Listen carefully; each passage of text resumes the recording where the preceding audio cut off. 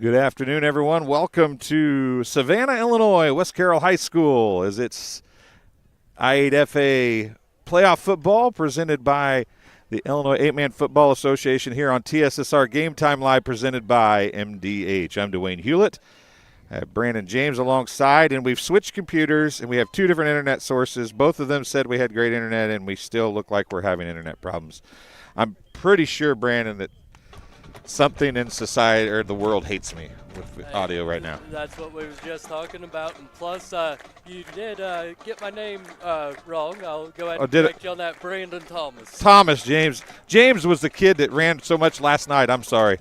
James Schmidt was the number 55 for St. Thomas More. He was built like me. Well, not quite like me, but he was built a little bit like me, and he ran like a running back. It was amazing. So I had his name stuck in my head, Brandon. I apologize. Well, know what I mean, not what I say. We went over that earlier today on the right up here, right? We did, yes. Yeah, so that's the reason why you knew what I was talking about, even though I didn't know what I was talking about.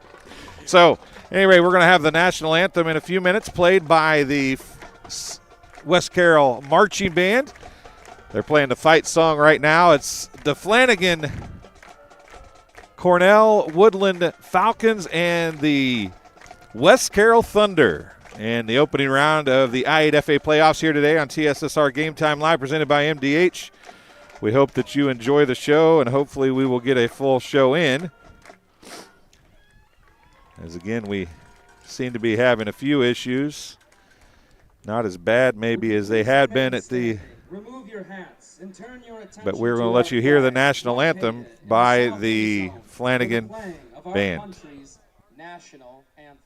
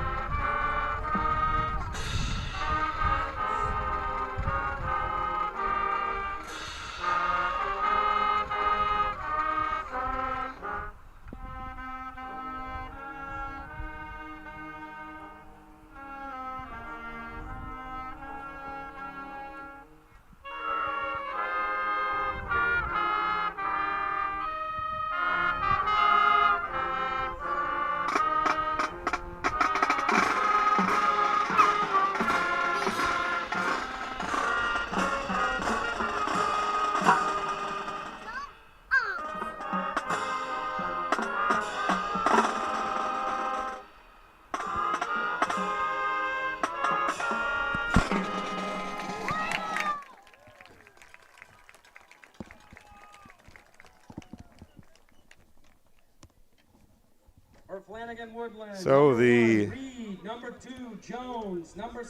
national anthem is done. We'll be on our way here in just a few minutes. Number 21, Detweiler. Number 23, Simons. Number 63, Radke. As we get ready to go for kickoff here from West Carroll High School in Savannah, Illinois. You're watching TSSR Game Time Live, presented by MDH. Coverage of the I8FA playoffs, which are presented by the Illinois 8-Man Football Association. I want to thank our friends at the Illinois 8-Man Football Fans on Facebook and NUIC Football for all your help getting us ready for this weekend. And we continue to have problems with tons of internet, and we're even using a different computer today. So I apologize for what problems we may have this afternoon, as it is glitching. You should be able to hear me, it sounds like, as it's not kicking out all the way. It's just dropping frames. So we'll see if it clears up throughout the day. It's a different internet and different phone, different computer, and I'm having the same problems. I apologize, folks. We will record it and get ready for kickoff. Flanagan is going to take the opening kickoff. Flanagan 6-3 on the season. The Thunder 7-2. The Thunder have lost to Polo and Milledgeville. Polo, the number 2 seed in the playoffs. Milledgeville, the number 6 seed in the playoffs. The Flanagan-Cornell-Woodland Falcons have lost once to Amboy, who is the number 4 seed in the playoffs, and twice to Ridgewood, who is the number 3 seed in the playoffs. So they have lost 3 games to top 4 seeds. The Thunder have lost 2 games to top 6 seeds as we get ready to go here with this kickoff. It's a high kick. It's going to be short. Bobbled, picked up at the 32. It's going to be 1st and 10 Flanagan at about the 39-yard line. On the carry for the Falcons, I believe number 24, Jackson Flahat. It's going to be 1st and 10 for the Falcons as they get a first chance at things here this afternoon. Once again, we're at West Carroll High School in Savannah, Illinois. It's a beautiful little town here. Brandon, it's we drove through and I was mentioning how cool the town is as you drive through to get to the high school. It is a very cool town. Very cool football field here at Savannah West Carroll. Old school. Ball's on the ground, a fumble. It's going to be recovered by Flanagan. On the carry was number 7, Leland Durbin. He's going to fumble the football. They're going to go for a gain of 3. We'll make it 4. A gain of 4, 2nd down and 6. 43, 2nd and 6 for the Falcons. Big first play. Could have been huge for the Thunder. Falcons survive it, though. And we will see a 2nd down and 6 here as the game just underway. Where's the scoreboard at? Over there. I could barely see it. Yeah. Handoff up the middle.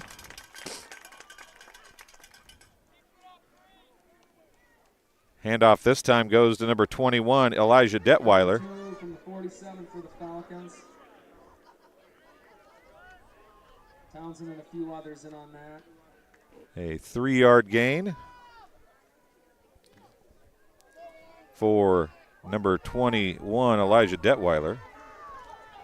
Be 3rd and 3. Handoff up the middle will be the first down of the contest. Clock stops. They'll get about to the 49-yard line. Detweiler again on the carry. Powers his way just right up the middle on the Thunder's defense. A 5-yard gain. He's got 8 yards on 2 carries. Handoff up the middle. This time it's Durbin, and he's going to go. He's at the 15, 10, 5, touchdown. A 49-yard touchdown run for Durbin. He's got 53 yards on 2 carries. 49 yards on the carry. And with 10:18 to go in the first quarter, the Falcons strike first on a 49-yard touchdown run by number 7, Leland Durbin. They're going to try the PAT here. On the kick, looks like it's number 11, Connor Decker. He's a good one. Kick is up, and it is good. Right down the middle, had tons of leg. The kick out is good. And with 10:18 to go in the first quarter, the Falcons lead by 7. We'll take our first break of the contest, and we'll be back. You're watching TSSR Game Time Live, presented by MDH. At Western Illinois University, Leathernecks don't just blend in. Our purple stands out. Our students are innovative, creative, and resilient. At WIU, there's limitless potential, with campuses in Macomb, the Quad Cities, and online. Visit wiu.edu/potential to become a Leatherneck and get an education that stands out.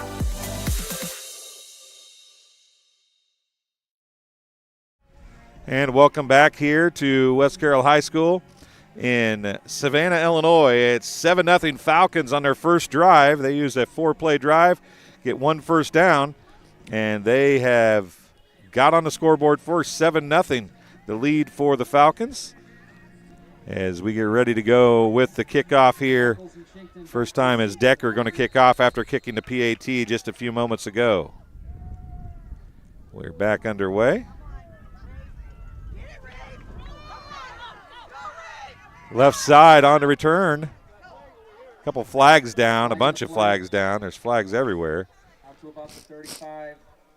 So we'll see what the first flag is here.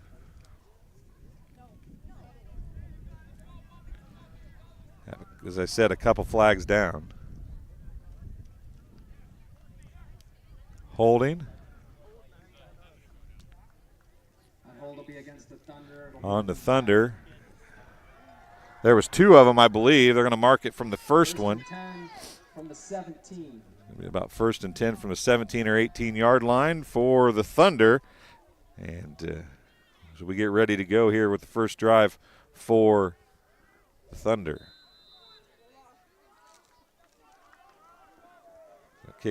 Fix the scoreboard here. It is 7-0. And the Thunder's first offensive play is going to be a handoff right side. He's got a lot of running room. Down the sideline he goes. He's going to be tracked down from behind. It is Rafe Pickard Shingen. Taken down by Jones. Pickard Shingen. 1st and 10 from the 45. From the 17 to the 45. That's a 28-yard run and the first down of the contest for West Carroll. Handoff this time up the middle. Buckles on the carry up the middle. 2nd and 5. I believe the ball carrier number 9 that time. Buckles, Aiden Buckles. He goes for a gain of 5. It brings up 2nd down and 5.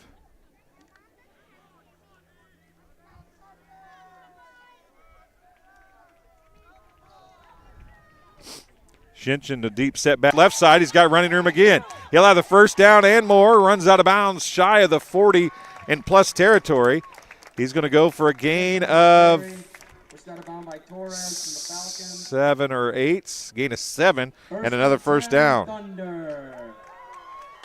35 yards on 2 carries for Pickard Shinchin, and it is 1st and 10 at the 43-yard line of the Falcons for the Thunder. Handoff up the middle. Buckles breaks a couple tackles, keeps his feet moving. He'll have another first down. Down to about the 27, they're going to mark it. An 11-yard run, or about the 32, excuse me. An 11-yard run and another first down. Bring up another 1st and 10 for the Thunder. 1st and 10 for the Thunder at the 32-yard line now of the Falcons. And, Brandon, they just are matriculating the ball down the field here. Both teams' running game is tip-top here in the early goings of the game for both teams. Here, a single setback this time. Fake the handoff left side on the carry. Nobody out there, but they pursue in a hurry. The ball carrier, that time number 24, Connor Townsend. Townsend on the carry, brought down by Torres. 2nd and 5. Looked like he had a ton of room out there. Actually, I'm going to give him 6. Yeah.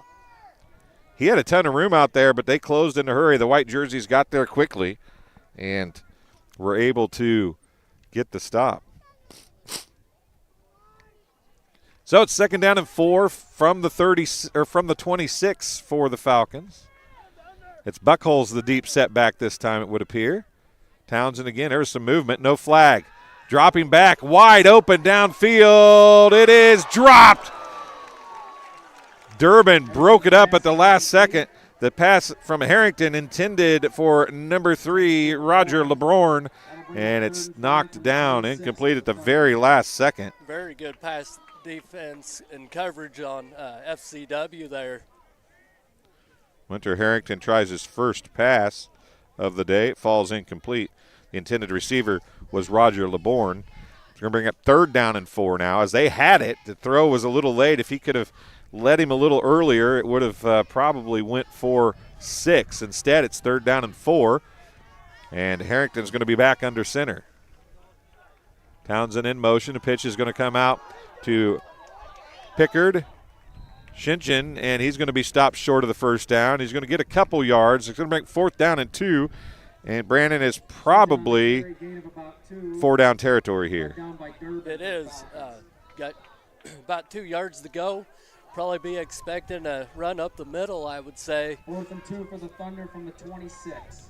So a big defensive play, the first big defensive play heading into the defensive play for the Falcons here, as they have a 4th and 2 and a chance to get the ball back with a 7-point lead.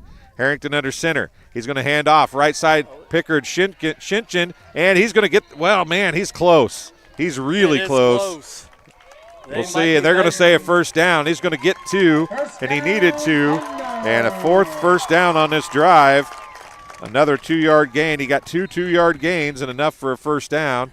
It'll be 1st and 10 from just outside the 20. They're going to put it pretty much on the 20, so I want to erase that and give him 3. He's got 40 yards on 4 carries. 10-yard average, you'll take that. Harrington back under center. Hands off to Townsend. He had nowhere to go, and he's going to be wrapped up in the backfield. The defensive line for the Falcons won that battle on the stop. Number 71, maybe number 21, Detweiler was there on the stop. I believe it was number 21. Thought it was 71 at first, but they don't have a 71 on their roster, so I'm going to go with 21. The defensive line huge on that one. Short loss, we'll call it no gain for Townsend. Going to bring up 2nd down and a long 10. Harrington drops back this time. Looking downfield, there's LeBourne again, and it was knocked down on the far side once again. Another pass defense by Durbin. Knocked down by Durbin.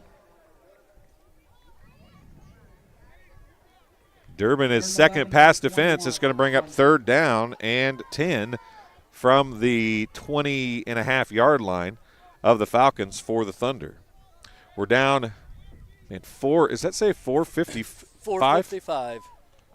Am I blind, or is that really hard to see? It is hard to see. Okay. I mean, I am blind, but. So am I, so we might be in trouble. Handoff up the middle to Townsend. He's got some running room. He's going to be close to a first down. Give him about 9 on the carry, it would appear. We'll wait and see.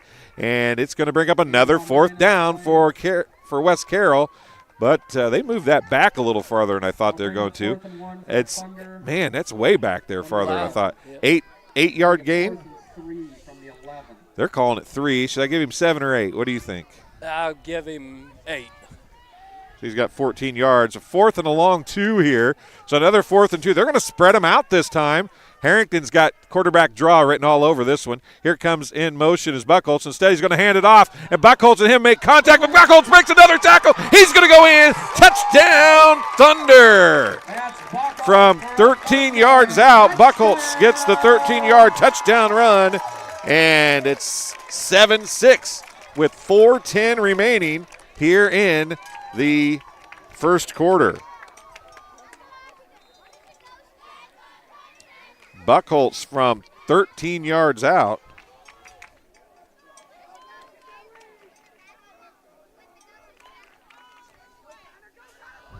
Hand off to Townsend. He breaks out of the pile, and he is in. They had him bunched up, but he bounced it outside. Townsend gets the run, and a 1-point lead for the West Carroll Thunder.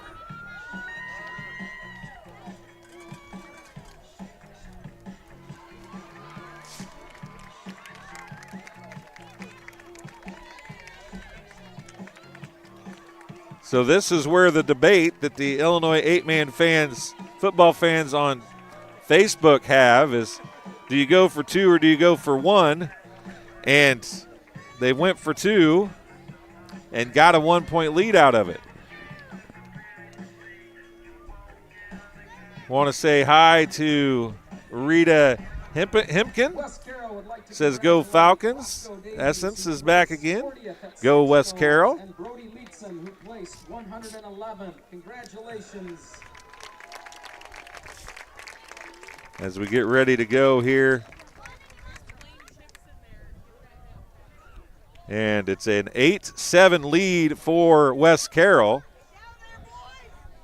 As I forget, we're off-centered with the camera here today a little bit, so we're at about the 40 on the right side of the field. So when I look up, I'm why are they lined up there? Why are, you know, it screwed me up about 2 times, but I've caught myself from saying anything. But it's got me twice. There's a nice high kick. Going to be picked up at about the 35-yard line. Breaks one tackle and then gets stood up. There's going to be a penalty flag down behind the return by number 1, Connor Reed. And we'll see what the penalty marker is here. Likely on the Falcons. It'll be their first penalty. And the flag is clear. Clear back at the 21. We'll see where they're going to mark it from. From the end of the run.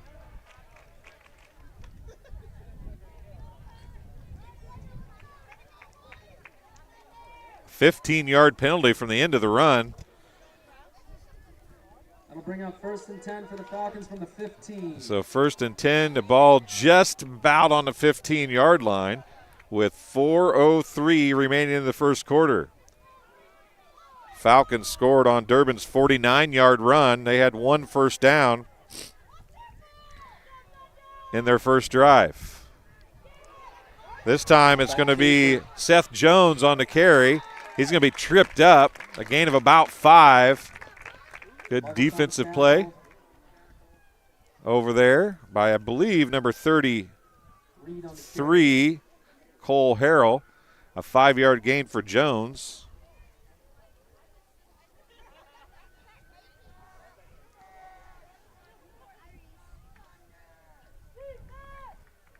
Second down and 5 as the clock continues to run. 3:30 remaining in the first quarter. Hop in the live chat. Oh, Jones lets the ball go through his hand. He's going to fall on it. He's going to be back inside the 10. From the 20, he loses 12 or 13. We're going to lose 12 on the play is what we'll call it. He's got negative 7 yards rushing on 2 carries now. More importantly, it's going to be 3rd and 17 for the. They say it's on the 9. I'll give him the 1 yard then.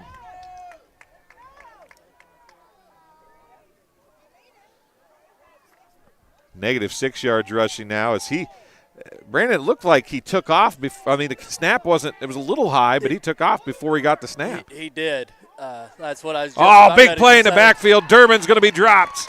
Sorry to interrupt you there. You're good. Berenson on the stop. Believe on the stop, number 22, Austin Behrens. Durbin, no gain on the play. 4th and 16 for the Falcons. 4th and 16, and I think there's no doubt this is a punting situation for the Falcons.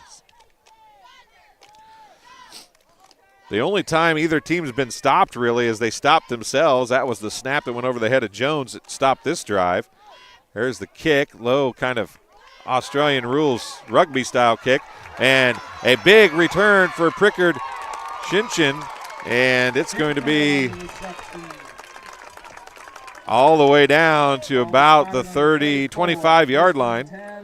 Up 24-yard line. 1st and 10 Thunder with 1:59 remaining, I think. Yes, 1:59 remaining 1:59 in the game, or in the first quarter. I'll get it out in a second. 1st and 10 from the 24. 1st and 10 from the 24, so almost starting this drive in the red zone are the Thunder, and they're going to spread it out again. 2 wides near, 2 wides far.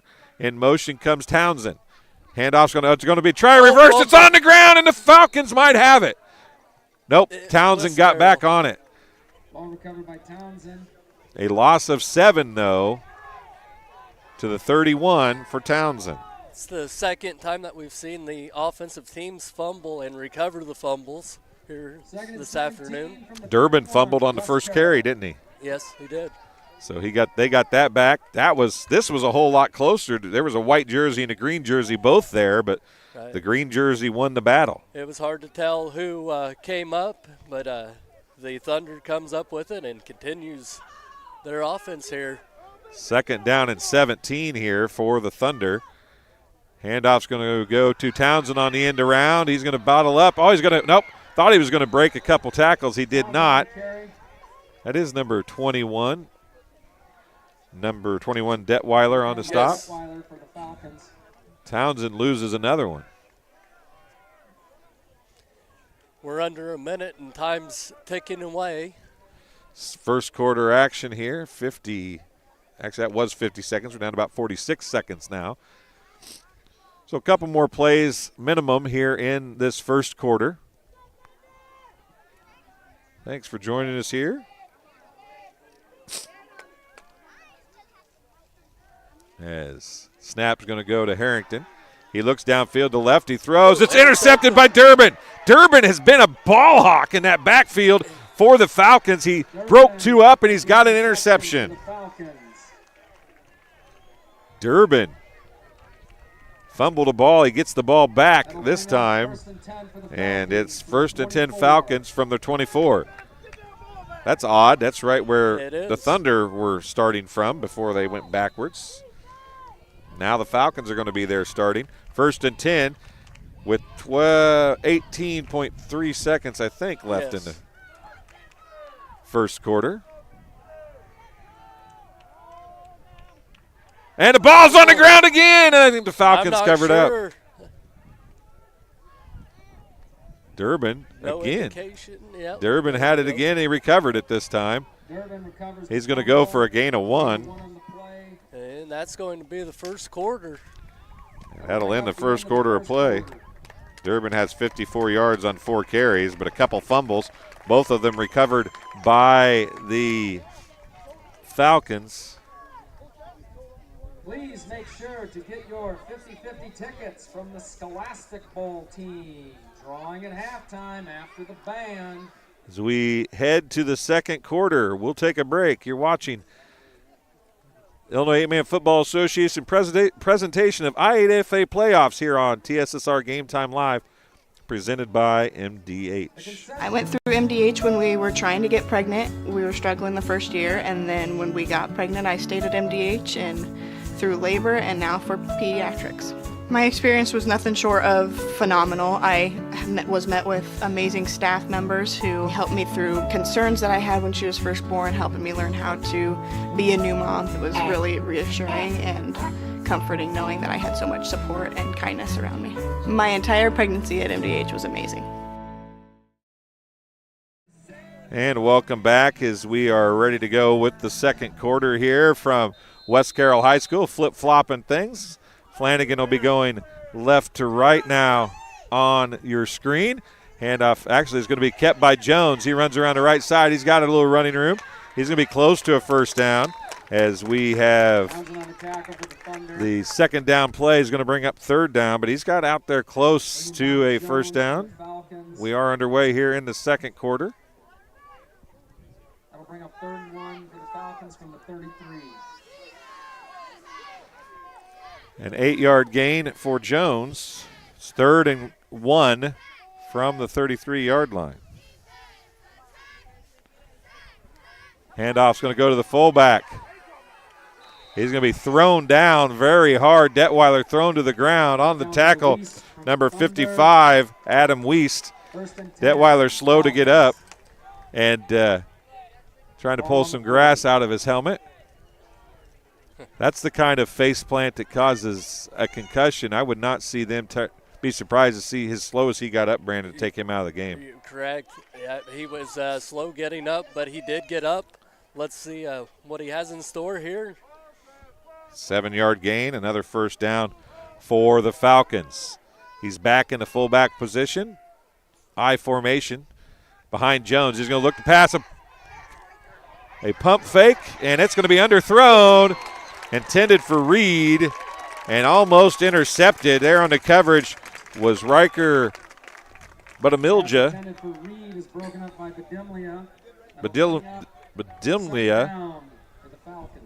Badimlia, I apologize. I'll try to get that right.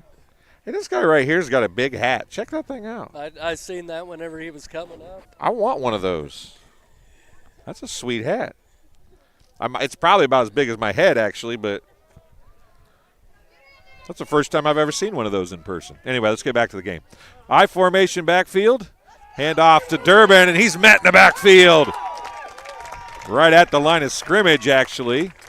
Another big play by Behrens. No gain on the play, so an incomplete pass by Jones and no gain by Durbin. And it's going to bring up 3rd down and 10 from the 40-yard line. 3rd and 10 for the Falcons from the 40. First pass was intended for Reed. If you watched our broadcast or our tape-delayed broadcast of the game from the Falcons and West Prairie, that game was all about the pass. They were 7 of 8 for 228 yards, and Reed had a whale of a game. In motion goes Reed. Jones has Reed in the flat. Going to go downfield. It's well underthrown, and it's intercepted. And Reed's going to make the tackle.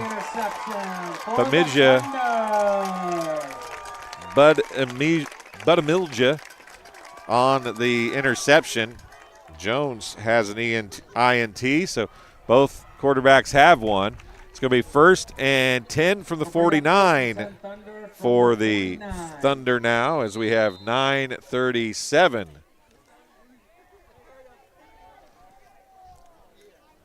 I need a phonetic pronunciation sheet. I was about ready to say I'm glad sometimes that you're calling play-by-play instead of me, because some of these names are just hard. Harrington's going to hand off to Shinjin. He's going to go for a gain of 5, but there is a flag down, as Brandon said. It's holding on the Thunder, their 2nd holding penalty. And it'll bring it back. It'll be 1st down and 20. And I tell you what, the game I called last night had so many plays behind the sticks for St. Thomas More. The fact they only lost that game by 2 was really pretty amazing. We're in the 2nd quarter here, 9:30 remaining, I think. I believe that 9:30. Is it a 9 or an 8? I'm not sure. I think it's a 9. The sun is right kind of behind the scoreboard, and it's hard to see. There's a handoff up the middle. That's Buckles, I believe. It is. He'll get 6 of the 10 back. It'll be 2nd down and 14. 6, that'll bring 2nd and 3 from the 46. 2nd and 14. 2nd and 13 from the 46. Actually, he got 7. It is 2nd and 13.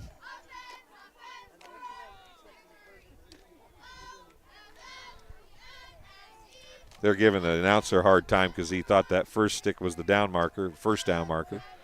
Sometimes you forget, Brandon, that they're behind the sticks rather than in the middle of them. Sometimes in the backfield, a big-time play. Who is that? It's Detweiler. And he tackled both of them. He got Harrington and Pickard Shinjin. It's a loss of 6, and they are back to 3rd and 19. Detweiler with a huge play. 3rd and 19 from the 40 now. Clock running, 8:15 remaining here in the first half. Thanks for joining us in the live chat. We appreciate it. It's really hard to read today. We might try to catch some of it at halftime if we can. 3rd down and 19 for the Thunder as they go to their wide spread formation. And got a whistle. Delay a game? Boy, that seemed fast. It did. 3 penalties for 25 yards now on the Thunder. That's going to make it 3rd and 24. They have shown the ability here early in this game to break some big plays, so we'll see if they're able to do that.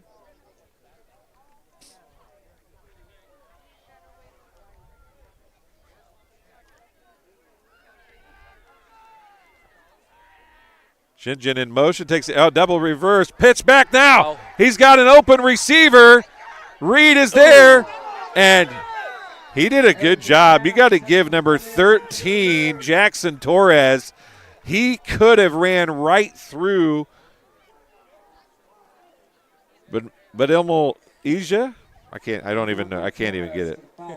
Badimla, that's it. Sounds good. He could have ran right through him, but he held up and then didn't face guard. He tried to turn around to see the ball. That was a pretty good defensive play considering how far he was trailing from behind on what turned out to be a back shoulder throw. So they're going to punt. Here are the Thunder. First punt of the game, actually second punt of the game. And they're going to fake it. Shinjin is going to get hit. He's going to stay in bounds. The ball gets loose. No, he just stayed in bounds. Shinjin held on to it. He's going to go for a gain of 4 after all that. Stop by Simons for the Falcons. Simons gets the stop. It's going to be 1st and 10 Falcons at the 39-yard line of the Thunder. So for the first time tonight, the Falcons are starting in Thunder territory and plus territory at the 39, I should say, this afternoon, with 7:15 remaining here in the first half.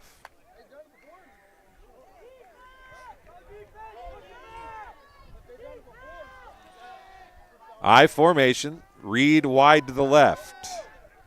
Durbin a deep setback. Handoff goes to Detweiler. He breaks a tackle, gets down near the 30-yard line. Gain of about 8, it would appear. Bring up 2nd and 2. LeBourne and a few other Thunder in on that tackle. Gain of 7 on the play. 2nd and 3 from 31 for the Falcons. 2nd down and 2. Clock running here. Falcons got the ball first in the first half, so the Thunder will have it in the second half. Durbin, boy, he's just getting bottled up, but he breaks that first initial tackle and is going to go for a gain of 3 and a first down.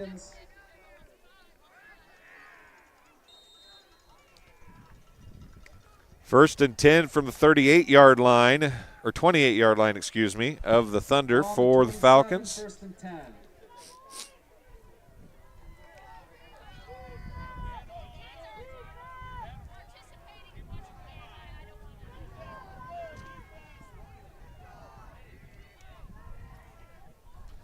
Hand off to Detweiler again. He's going to be bottled up a lot faster this time. He's going to be dropped down at the 25-yard line. Big play among others in there on the stop of number 74, Logan Thulin. And a gain of 3. Brings up 2nd down and 7. 2nd and 7, ball on the 25. 2nd down and 7, ball on the 25 of the Thunder for the Falcons. Clock continues to run down inside 6 minutes at 5:35 left in the first half. In the shotgun now is Jones. He's going to keep it. He runs left.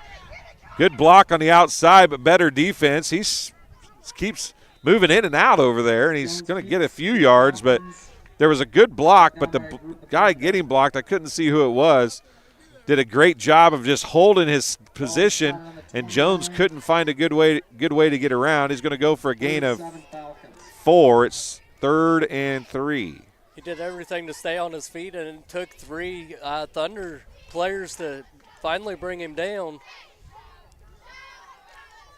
So the I formation again. This time Durbin is the fullback.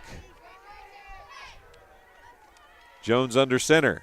Hands off goes to Durbin. He just lowers his head, pushes forward. Down to the 15, a gain of 6 and a first down. Durbin on the carry for the Falcons. That'll be good for a 1st and 10. Down marker set. So it'll be clock running with 4:23 to go in the first half. Falcons have it 1st and 10 at the Thunder's 15-yard line.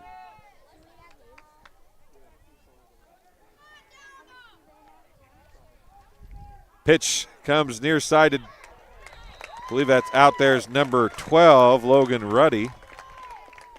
Ruddy with the carry, Buckles on the stop. Logan Ruddy on the carry. Buckles is going to drop him for a loss of 1. Bring up 2nd and 11 for the Falcons from the 16. 2nd and 11.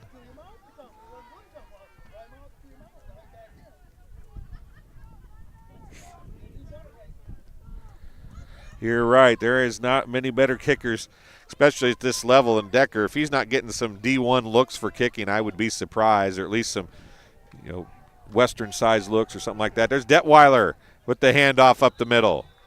He's going to go down near the 10 to the 11. He'll get 5. It'll bring up 3rd down and 6. Timeout on the field, charged to the Falcons, or to the Thunder, excuse me. First timeout of the game, called by either team. It's going to be called by the Thunder.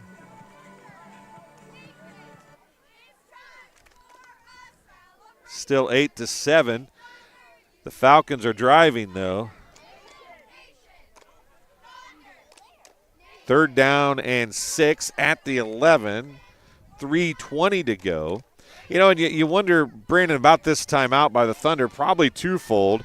You want to have some time left for a chance to drive, because if you can get the ball back either with them scoring or without them scoring, you get the ball first in the second half. If you can make a drive here and get some points at the end of the first half, it doubles you up. Absolutely. This is a big play for the Falcons. As you said, they'll be coming out at halftime with the ball, so they're going to try to punch it in here. So the Thunder took the time out there, and Durbin's going to come out to the wide side. No, that's Reed, excuse me, out to the wide side. Durbin's a deep setback. Detweiler, the fullback. Jones under center. They load the box. The handoff's going to go to Detweiler. Not much this time. Maybe a couple yards. It's going to bring up 4th down from just inside the 10. For the Falcons. That'll bring up 3rd and 5 from the 10. 4th and 5 from the 10. He didn't get all the way to the 9, so we'll give him 1. He's got 32 yards. 4th and a short 5 for the Falcons, and Decker's going to come on to attempt the field goal here to give his team a lead. Jones the holder. Jones is counting, making sure they got enough players. Decker on. He's kicking into the wind a little bit. It's into the wind and kind of coming across left to right on him. Here's the hold. Here's the kick. It's up. Is it long enough? It is. It's good. Decker gets the field goal and gives his team the lead.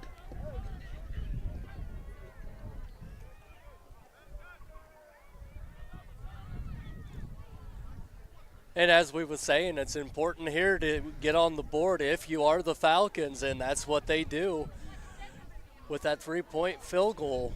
Yeah, it's important because the Thunder are going, but that timeout by the Thunder now looks really smart, right? Because you get 2:32 to make a drive, plus you get the ball when you come out in the second half. So that timeout to save 30 or 40 seconds there may end up playing huge into this game. But right now it's 10-8 after the Decker field goal, as it is with 2:32 remaining. The Falcons retake the lead at 10-8. How many yards was that? Where'd they kick? He was at the 10. So 17. 27 yards. Yep. Here's the kick, deep.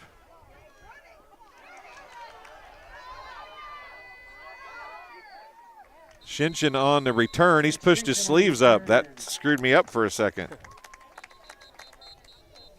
2:32. And it's 10-8. And got a Falcon down, I believe. Slow getting up is number 24, Jackson Flott. Maybe got the wind knocked out of him the way he's walking off the field. 1st and 10 Thunder from the that might be Coach Reed. Couldn't tell if that was Coach Reed putting a hand on the helmet there. It's 1st and 10 Thunder at their own 30, technically probably 35. We'll call it the 36-yard line. 1st and 10. I formation. Buckles on the carry. He's going to be wrapped up. Brought down after a gain of about 5. Durbin, I believe, on the stop. It was. He's going to get 5. It'll bring up 2nd down and 5.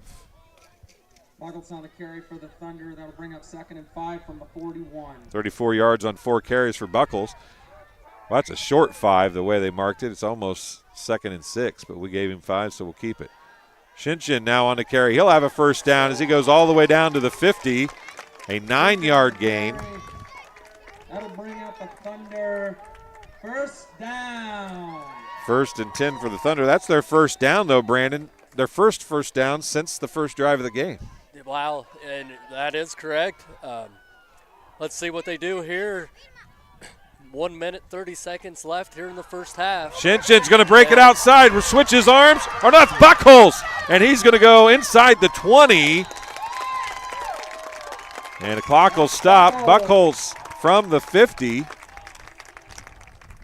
down to the 18-yard line, a 32-yard run.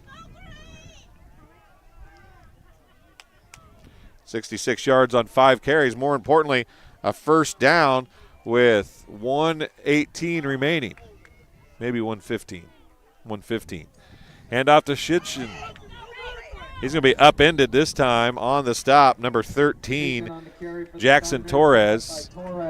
Shinchin is going to get a nice gain, though. It ends up being about a 4-yard gain. It's going to bring up 2nd down and 6. Timeout on the field, charged to the Falcons. It'll be their 2nd timeout.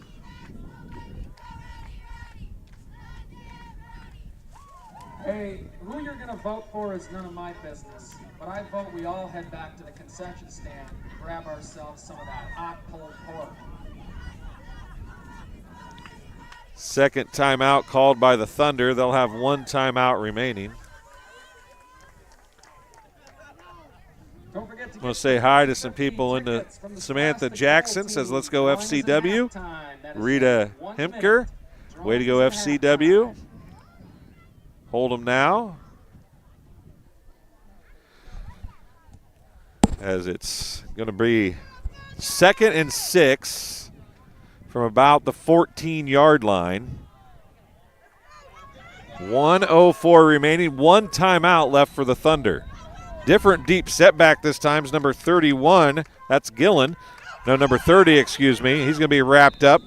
It's actually McGinnis, Tyler McGinnis, I believe, number 30. That's his first carry of the game. It is. That'll bring up 3rd and 3 for the Thunder from the 11.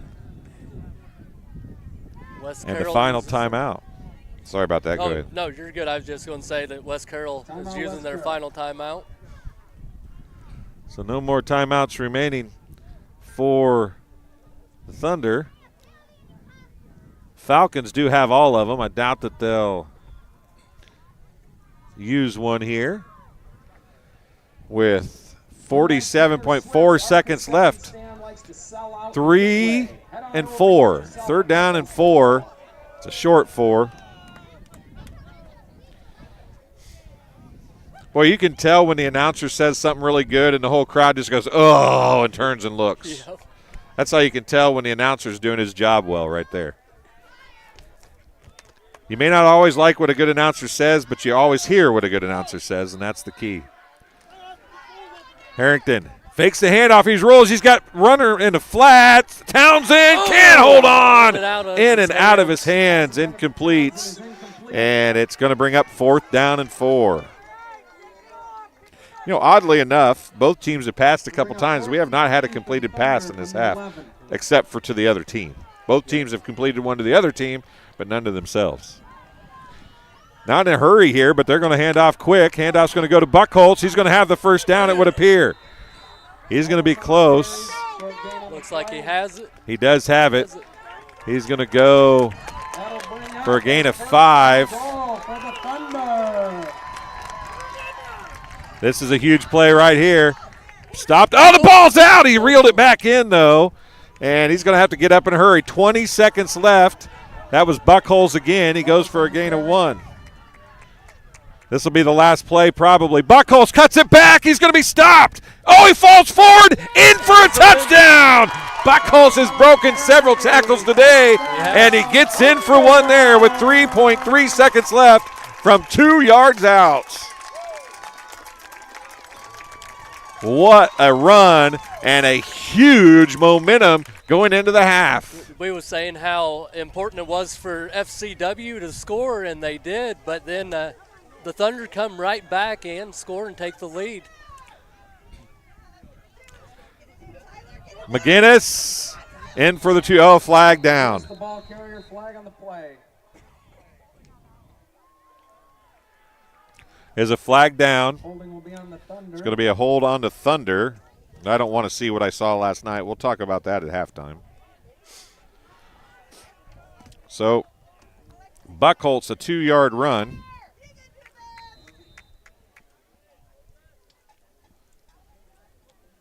Penalty on the 2-point conversion, which was good. But they're going to get a chance to do for a 2-point conversion from the 13-yard line. Now, that might have been a procedure, but they didn't call it. Into the flat. Townsend is open. He underthrew him that time. And it's incomplete. Pass fails. And it makes the score 14 to 10. The Thunder on top now.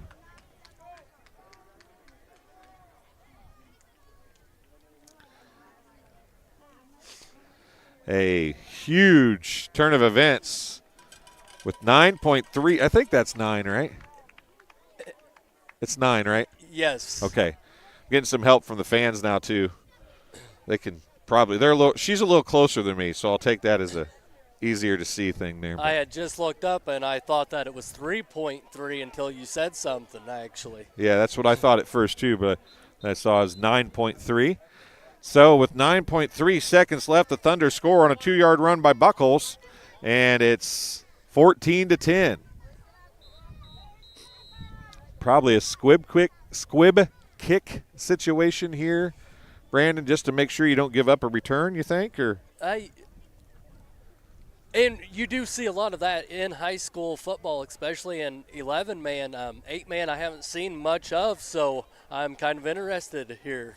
And they're going to bring up 4 to the line of or to the front line and have 2 at 2 different layers in the back in case they try the squib or an onside kick here. It's going to be a squib kick. Oh, and it's going to be caught up front. What a hands! And it's going to be 1st and 10 at the 44-yard line with 5.7 seconds left. Who is that? Great hands by number 22. It's number 22. That's Emmett Haraney. That thing was a shot, and he just sucked it up like a Hoover vacuum and runs it back for another 6 yards. And that really, with 5.7 seconds left, gives the Thunder a shot to try to take some advantage here and make something happen. Reed is going to go left. Ruddy is out to the left. Durbin is beside Jones in the shotgun. Timeout is going to be called by Flanagan-Cornell-Woodland. That tells me that they had an idea, but it looked like the Thunder were kind of in a prevent defense, and maybe Coach Reed said, I don't think that's going to work, so let's change our plan here. This announcer loves to talk about food, and he's making me hungry. Making me hungry. I wonder if he delivers. He's doing all this talking. He ought to deliver us some food. That's what I'm thinking. He doesn't have too far to deliver, so no, that's right. As well. That's right. That's what I'm saying. So here comes Flanagan back to the line of scrimmage. Share this link if you would. Let fans know where you're watching from, and we'd love to see who you're cheering for. Here's going to be the snap. Jones is going to look to throw. He's going to roll left. He's crossed the line of scrimmage, so he can't throw. That's going to be the last play of the half, and that'll run out the play. Jones is going to go for a gain of 7, but that'll bring it into the first half. 14-10, Thunder with the lead at the half. Jones goes for a 7-yard gain. We'll give him 7. He's got 13 yards on 5 carries. Boy, this is as good as anticipated, I think. 14-10, the Thunder with a score at the 9.3-second mark remaining in the second quarter. They get the ball first coming out in the second half. We'll take a break. We'll be back in just a little bit. You're watching the Illinois 8-man presentation of the I8FA playoffs here on TSSR Game Time Live, presented by MDH. Oh, welcome back. We're here with Adrian McGregor. Adrian, you're a Macomb guy. Yes. So you're living in Macomb, working at MDH. Yes. What's your position? So I'm the Vice President of Clinical and Support Services here at the hospital. I have about 120 employees that roll up my direction through the organizational chart. And probably the easiest way to explain is I have a great great group of department directors that work for me. So areas like radiology and lab and physical therapy and cardiopulmonary services, those are kind of the main areas that roll my way. And then on the support side, pretty much all things with the plant, the facilities, keeping it clean, construction, all of that rolls up in my direction as well. So I never am bored, and I have plenty to do every day. So sometimes it feels like I just need more daylight than I need work. But this is a great organization, and I work with some of the best people in this community, and I'm proud of that. Mostly proud of all that they are and all that they do, and the employees and what they contribute to the organization. We have a great group here. Well, two things that caught my attention in what you mentioned. There's been a lot of construction going on, so you've had a lot to deal with. Maybe we could hit on that. Sure. But I don't know that in any of the times that I've done these interviews that we've talked about keeping the facility clean. Yes. I think those are the forgotten heroes of this place, right? Because if any place needs to be clean, it's here. Yes. How important and how much effort goes into keeping a hospital clean? Well, I can tell you a tremendous amount of effort is made at keeping the facility clean. And just to give you an idea of the complexity of that, we have 14,000 visits a year in our emergency department, for instance. Everybody that comes to the emergency department is most likely having a bad moment of their day, or could be a game changer for their year or even beyond. And so obviously that high volume, that equates to 40 or 50 patients a day. You got to have a clean place for every patient coming in hour by hour, minute by minute. And so that area just alone has to be kept clean. But then when you expand out to, we have approximately 800,000 square feet that needs to be kept clean throughout the entire hospital. That's a lot of feet. We do have a lot of employees engaged in that area. Jimmy Rogers actually oversees that area and then some.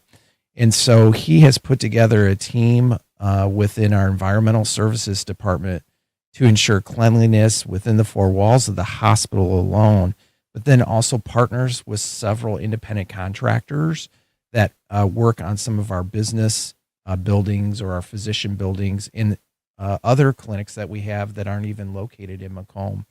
And so he and I have worked closely together over the past 3 years on this. And it was a struggle during COVID for sure, because you want to ensure that every area is cleaned, not only daily, but at times within every hour, if not more. And so it is a valiant effort. It's so important that Medicare watches for any type of hospital-acquired infection that could be picked up from the hospital. So our job is to stay clean, keep clean, and be even cleaner than mom or grandma would ever want you to have. So a lot more than washing hands. It really is, and hand washing is part of that as well. In our infection control department, who would have thought that within healthcare that keeping your hands cleaned every hour, every day, after every and even during patient interactions could be a game changer with preventing further infection. And we watch it very, very closely. And of course, everywhere you go, you see not only sinks and patient care areas, but hand gelling in and throughout that. And so we have to, it's what we do. It's not, oh, wow, that's a lot. It's what you do in healthcare. You have to do it. It takes care of patients. It takes care of practitioners. It is basic and fundamental, but when you do it, the outcomes are pretty clear. You help patient care. You prevent infections from happening that shouldn't have happened. Number one. Number two is your staff stay healthier as well. Which is key in today's world. Absolutely. Well, Adrian, I greatly appreciate you coming and talking. And we just touched on some of the stuff that you deal with on a daily basis. So I'm sure we can talk to you again about some other things. You bet. But it was fun talking about the things that people kind of, I think, forget about a little bit, to get left behind. We talk about the doctors and the nurses all the time. We don't talk about the people that keep that You bet. stuff rolling. So I appreciate you being here. And thank you so much. It was wonderful. Thank you. We'll be right back after this. and welcome back. I'm here with Emily Alden now, and Emily, patient advocate, is that right? Yes, that's correct. That sounds like a title that encompasses a whole lot. Let's first put it in simple words if you can, and then we'll kind of go in depth with it a little bit. Yes, as the patient advocate, there is a lot to do in the role, but it's a fantastic opportunity. So generally speaking, I will help patients. I will talk about the service that they have here and just in general measure the patient experience for the entire organization. Well, speaking of knowing the entire organization, kind of the theme has been everybody knows everybody at MDH because you're a smaller rural hospital, even though MDH offers a lot. You literally have to probably know everybody or most everybody because you need to know what each thing's going to happen if that patient's dealing with it. Yes, that's very true. When I first stepped into the role about a year ago, it was really an interesting and fantastic opportunity to get to know all of the departments, how they work together and individually, and just to see the well-oiled machine. Well, patient care, obviously, at a hospital is key. You're a key part of that. What is it about patient care at MDH that makes MDH special? Service excellence internally to provide the best patient care is top of mind here for all of our staff across every single level, every single department, and the organization as a whole. It's a big focus. So we make sure that we take care of our patients and that way they have the best experience possible. We're very open to feedback. We always want to improve in areas that we can improve. So we always have open ears. We always appreciate the feedback that we receive. You are working with all departments. And when a patient comes in, let's say they come into the ER and then they come to ICU and then they go to the floor, your job kind of is to let the patients know what you can do, right? Or what you offer, or what they can do. Am I missing that? Is that correct?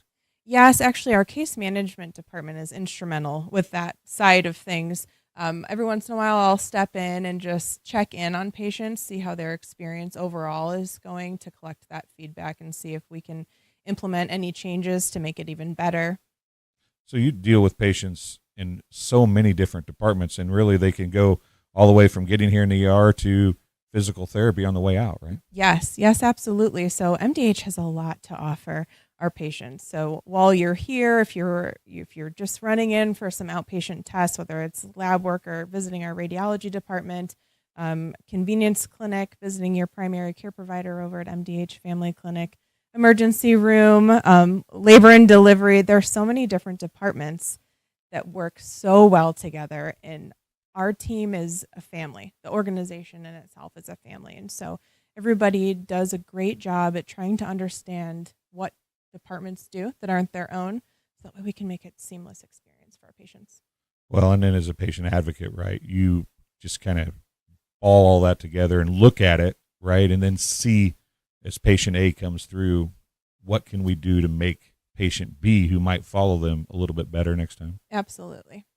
So as you do that, what kind of things do you look for? I mean, what I would imagine with MDH as it continues to improve, you start looking for smaller things, right? So the obvious things are maybe gone. So then you start looking at little things to make the sometimes the worst experience of their life, right, a little bit better as they work through. Yes, most definitely. So you never know what kind of day somebody's having when they walk through our doors, and you don't know what they're necessarily here for. So it's important to keep an open mind and take a look at what can we ask them that's specific to their experience. Why are they here? Comfort them and make sure that we ask the right questions so that we can purposefully pull out information that we can work on. Yeah, and I think we've talked a lot about different things from different people.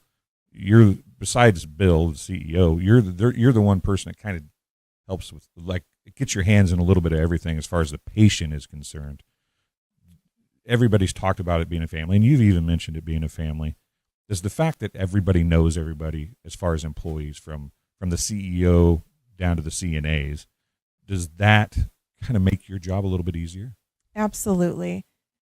When you're a family, you care about each other, and we are all here for one purpose, and that is to provide the best experience for our patients that we possibly can. So when you are a tight-knit family, it's just great to be. We're a community, a family, a community, and we are here to serve our patients. And when everybody has that one purpose, it's a great feeling.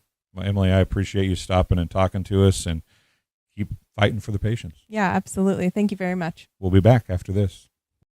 And welcome back here as we get ready to go with the second half. The 3 minutes of warm-up time were put back on the clock. Not a whole lot of stats here, Brandon. The Falcons, 20 carries for 107 yards. Durbin has 7 carries for 63. Detweiler, 7 carries for 32. Jones, 5 for 13. And Ruddy, 1 for -1. Jones is 0 for 2 with an interception. That's the stats. Wow. For the Thunder, not a whole lot there either. They have 23 carries for 141 yards. They have Pickard Shinchin, 8 carries for 51. Buckholz has 8 carries for 74. Townsend, 6 carries for 13. McGinnis, 1 carry for 3. Harrington is 0 for 4, I have him. As he threw one late I didn't write down. So he's 0 for 5 with an interception. It seems like Pickard has more, actually. But, I mean, he's had some very nice runs here in the first half. He said he has 54 yards, 51. 51. He's had flashier runs, but Buckholz has had a touchdown run, and he is. I don't know if Buckholz has been a more successful running back. At least he's caught my attention more often. We'll tell you the score is 14-10.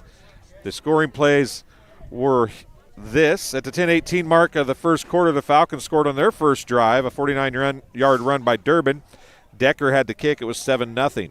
Then Buckholz scored on a great run from 13 yards out at the 4:10 mark of the first quarter. Townsend had the 2-point conversion run. It was 8-7. Thunder after that. In the second quarter, with 2:32 to go, a 27-yard field goal by Decker. It was 10-8. And then with 9.3 seconds left, Buckholz scored from 2 yards out. The pass failed. It's 14-10.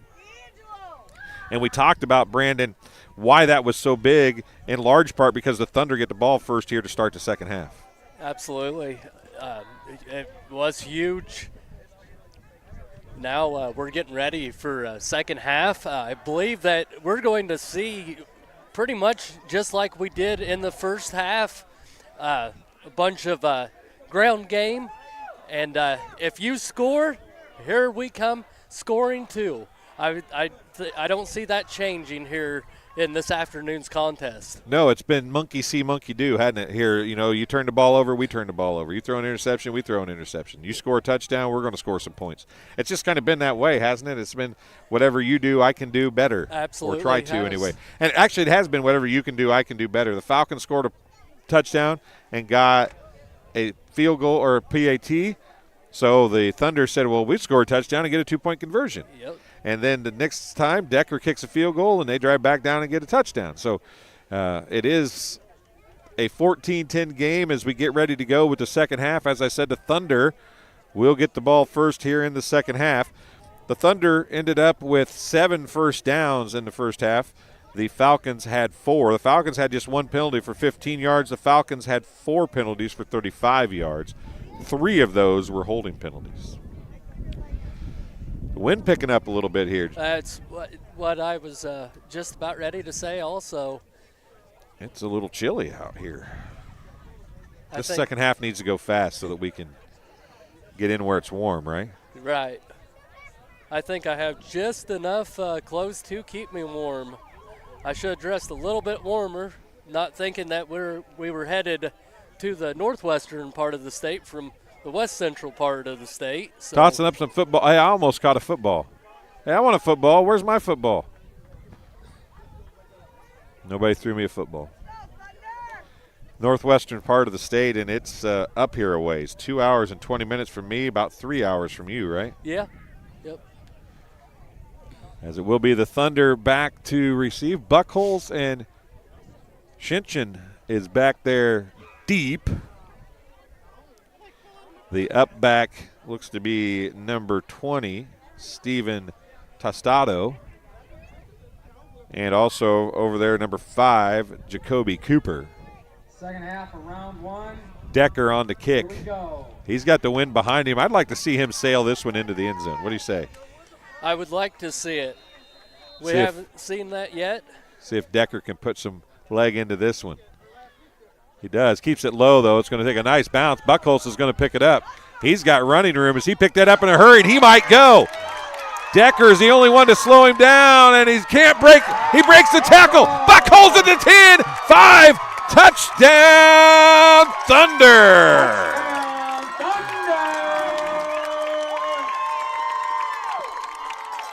As we're just underway in the third quarter, and the Thunder take off the opening kickoff from about, what would you say, the 25-yard line? Yes, the 25. We'll call it 75 yards on the kickoff return.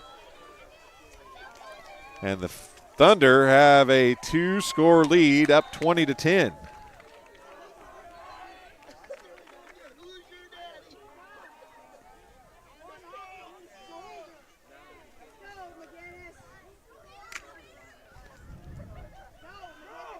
McGinnis, big face mask. There comes the flag. Man, that was a huge face mask. I don't think it was intentional, but it was a big one. Personal foul face mask, half the distance to the goal. That was a big one. That's the kind where the helmet gets spun sideways and your head stays there. 11:46 to go in the third quarter.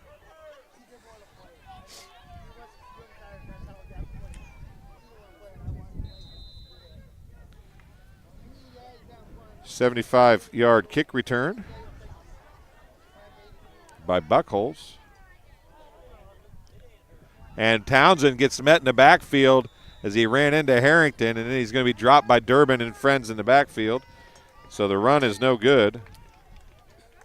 Thunder stops short. We were both wanting to see a kickoff into the end zone. It didn't make it to the end zone, but it was a nice, long, deep kick, and it made him put in a whole lot of work for that touchdown. Took off 14 seconds here at the beginning of the third quarter. I want to say hi to Jennifer Coster. Says, way to go, West Carroll. Great teamwork. Justin F. says, yes, the game has started, Justin. Well, it has now anyway. Ellie Leetson says, go West Carroll. Went down and got Ashley a pickle sickle for her birthday.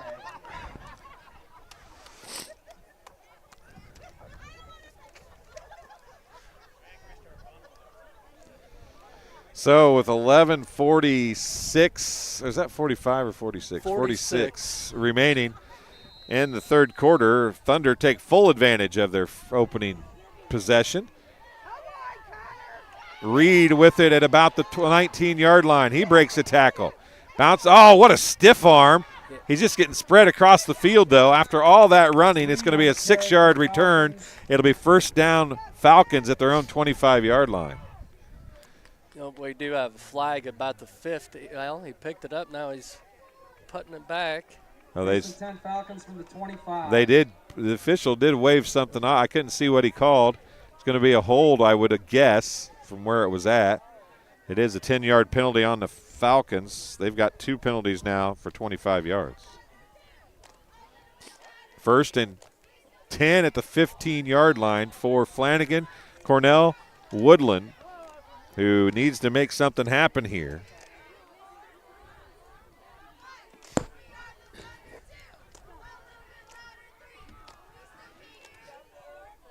Hand off to Detweiler.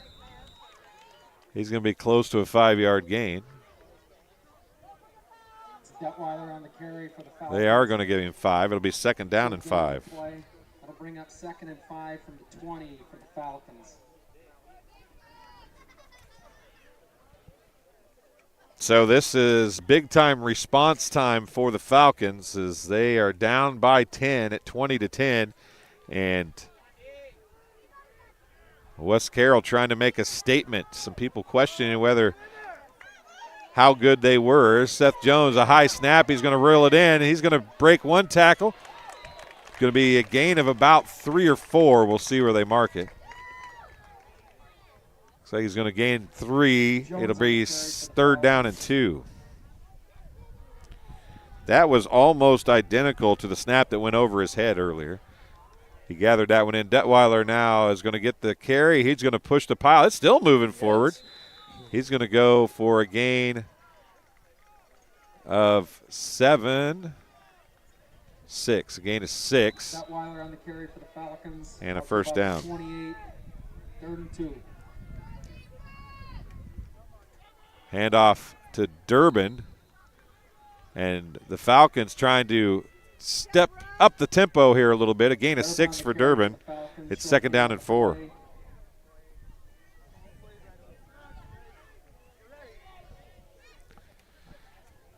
Durbin a handoff again. Breaks a couple tackles, dives over his own player from the 35 to the 46. An 11-yard gain and a first down. That was a nice run, an entertaining run. I thought we'd get a bigger reaction from the fans and the players. Problem was, it was his own player that tackled him. Pitch is going to go to Durbin this time. He's going to turn it upfield and get another first down unless they mark him out of bounds earlier. Durbin on the carry. From the 46 to the 44. They give it a first down. 1st and 10 Falcons. They are not allowing the Thunder to get any kind of substitutions here. They just keep pushing the issue. Detweiler that time going to be slow to get up. Berenson on the stop for the Thunder. Timeout, charge to the Falcons. 1-yard gain for Detweiler. Timeout Thunder. He's got 44 yards on 10 carries. First time out of the half called, and I think it'd be safe to say, Brandon, that just came simply because of the tempo and the tempo change that has came here in this second half by the Falcons. Absolutely, I agree with that. The timeout on the field. Thanks, everybody, for watching. We appreciate it greatly. 3 other I8FA games going on today. The winner of this game will play polo.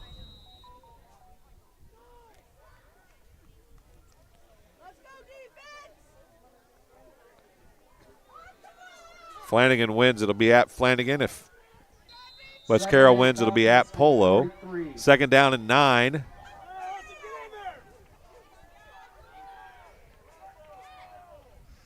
Pitch out to Dirt. No, it's going to be a pass. Throwing downfield, he's got a receiver. Reed makes the catch. Nice effort, nice catch. I think that was Ruddy on the throw. Ruddy's pass is complete. We'll bring up a 1st and goal for the Falcons. From the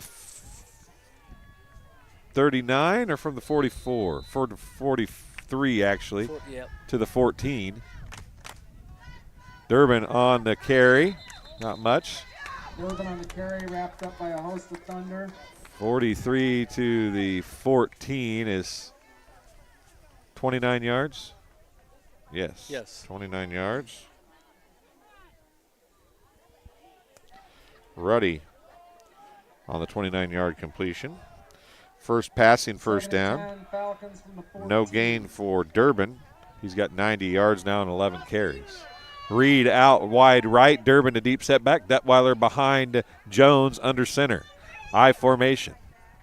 Hand off to Durbin right up the middle. He bounces off a tackler, bounces off another, and he's going to go in for the score. Touchdown from 14 yards out for Durbin. And the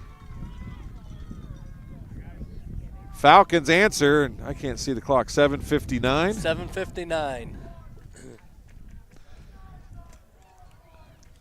Decker going to be on to kick again. This is a big one. This will put them down by 3 and make a field goal, a tying score here if they can make this field goal here. Kick is up. Kick is good. Right down the middle.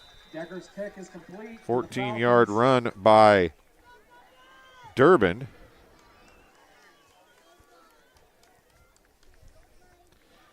Decker with the kick. And it's 17 points now for the Falcons. 20-17 is the score. We'll take a quick break. We'll be back. You're watching TSSR, if I can find the mouse in the sunlight here. Smoking on the premises is strictly prohibited. Be right back after this. You're watching TSSR Game Time Live, presented by MDH.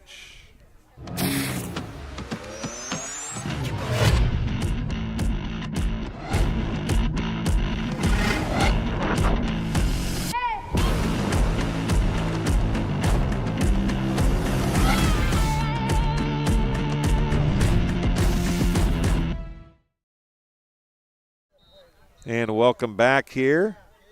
20-17 is the score as we are moving through this third quarter, 7:59 to go. Both teams have scored a touchdown, and we are trying to see who gets to play Polo. Will it be West Carroll at Polo, or will it be Polo at Flanagan? We're going to find out in just a few minutes. Here's the kick, a deeper kick. Shinjin's going to have it. He bobbles it inside the 5. He picks it up at about the 4.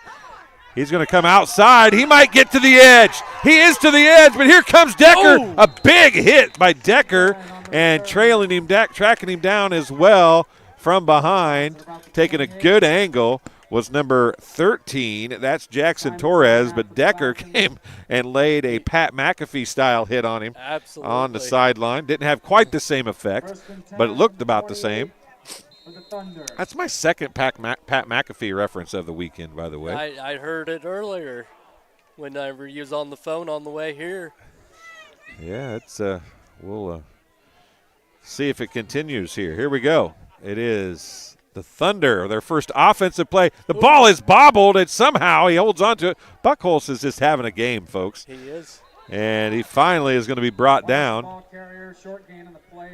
Looks like a gain of about 5 for Buckholz. He's got 9 carries for 79 yards.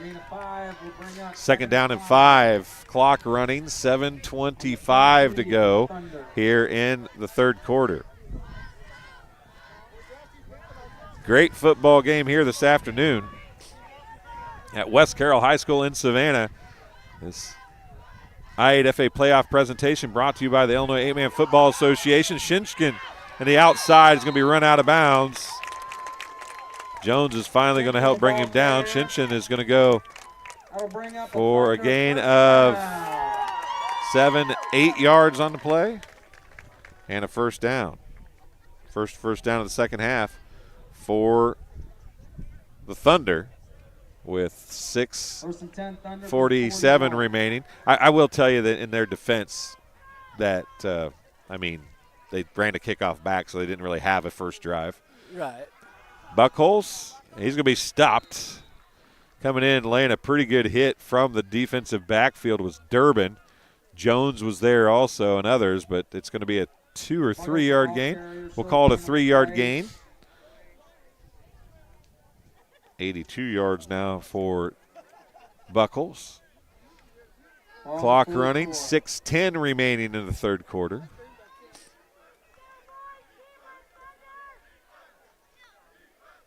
Harrington, a pitch out to Shinshin, spreading him out, but he's going to get out of bounds across the 45.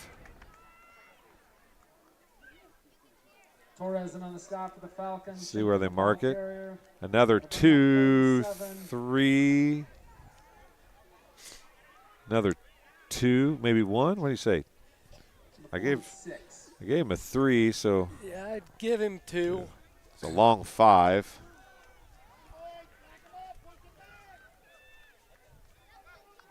Harrington under center. Pitch is going to come out to Buckholz. Buckholz turns the corner. Boy, he just breaks tackles. He gets close to the line to gain. Really nice block by number 24 from West Carroll. Yeah, Townsend with the block. Detweiler, Ruddy, and others out there. Also out trailing to play number 63, lineman Aiden Radke going out. A gain of 4 for Buckholz. It's 4th and 1. They're going for it. At the 50-yard line.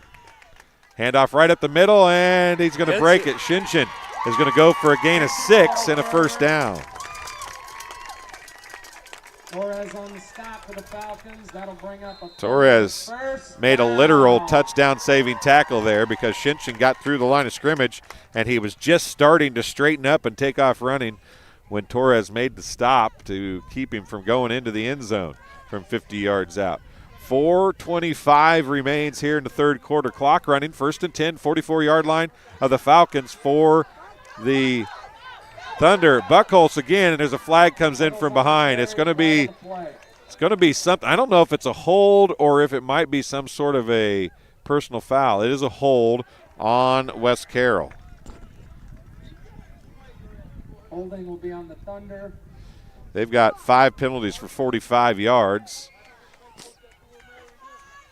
So it'll bring up first down and 20, and that's a huge penalty because Buckholz had more than half of the yardage needed for a first down. They called it from 1 yard past the line of scrimmage. It's a 9-yard penalty. Clock should start running.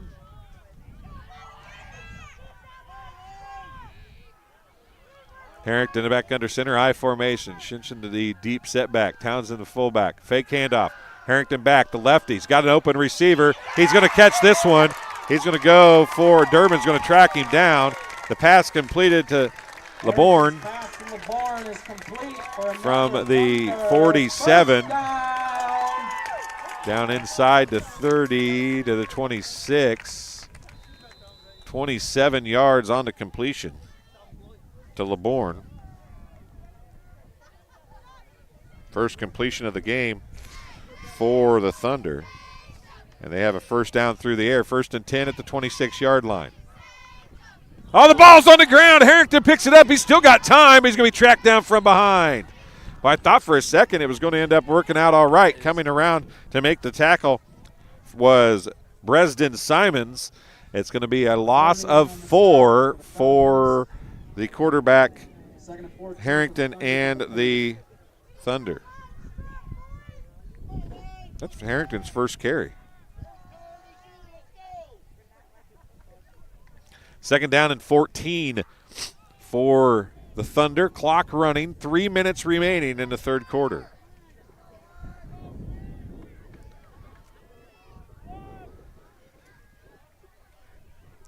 Harrington fakes the handoff. He's going to look downfield again. LeBourne. And there's the pass interference. That time the ball underthrown, and Durbin did not turn around to look for the ball. Just ran right through LeBourne. And we talked about that on the play that Torres made on LeBourne. It was very similar early in the game. Yeah. Torres held up, stayed off of him, turned, and then kind of face guarded, turned and looked for the ball. That time Durbin just ran right into LeBourne, and it's going to be a first down by a yard, I do believe. It's a 15-yard penalty. I believe that is the first time that there has been a pass interference call here this afternoon.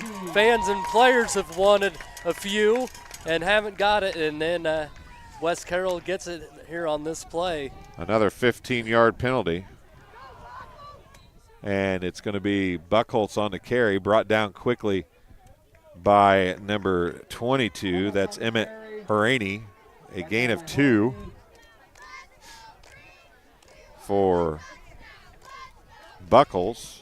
2nd and 3 from the 12 for the Thunder.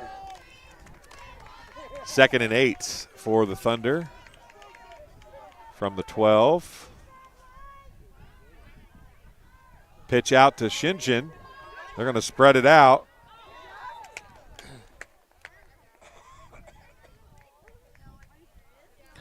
Shinshin went well past where he stepped out of bounds. A couple more yards. It's going to bring up 3rd down and 6.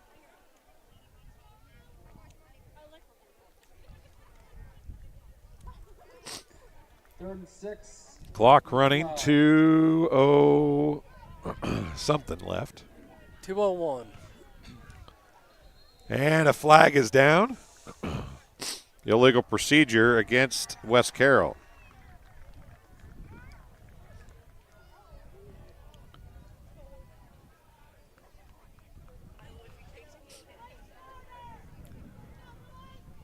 That is not fair. I know. I can't eat. That's why it's not fair. Oh, my goodness, some pulled pork nachos, folks. If we come back to West Carroll, I want to eat some of those. Man alive, they look good. You usually only see those at pro sporting events, really. I know. You don't see it too much at high school. So it's 3rd and 11 now. Harrington's going to roll left, the lefty, throwing into the flat. It's incomplete. Are you going to show that a catch? Yeah, I was going to say incomplete. I don't know why it took – I just heard somebody say, why did it take so long to call that? I kind of wondered the same thing. I was like, that didn't even look close to a catch to me, but it took them a while to decide whether it was or not. And then the funny thing is it wasn't that good incomplete. It was just arms out. Kind of nonchalant, but I believe they made the right call. They did. They came up with the right call. It's 4th and 11 from the 16. We're just outside the 15 here with 1:52 remaining. I formation. Harrington fakes the handoff to Townsend, goes downfield, left or right side, and it's going to be out of bounds. No catch. Turnover on downs to the Falcons. And the Falcons have a chance to retake the lead, or actually take a lead. They only led at 7-8 or 7-0, and since then it's been all West Carroll. Leading anyway. Well, I guess it was 10-7, wasn't it? Yes. So it was 7-0, 8-7 West Carroll, 10-7 Falcons. Then it was 15.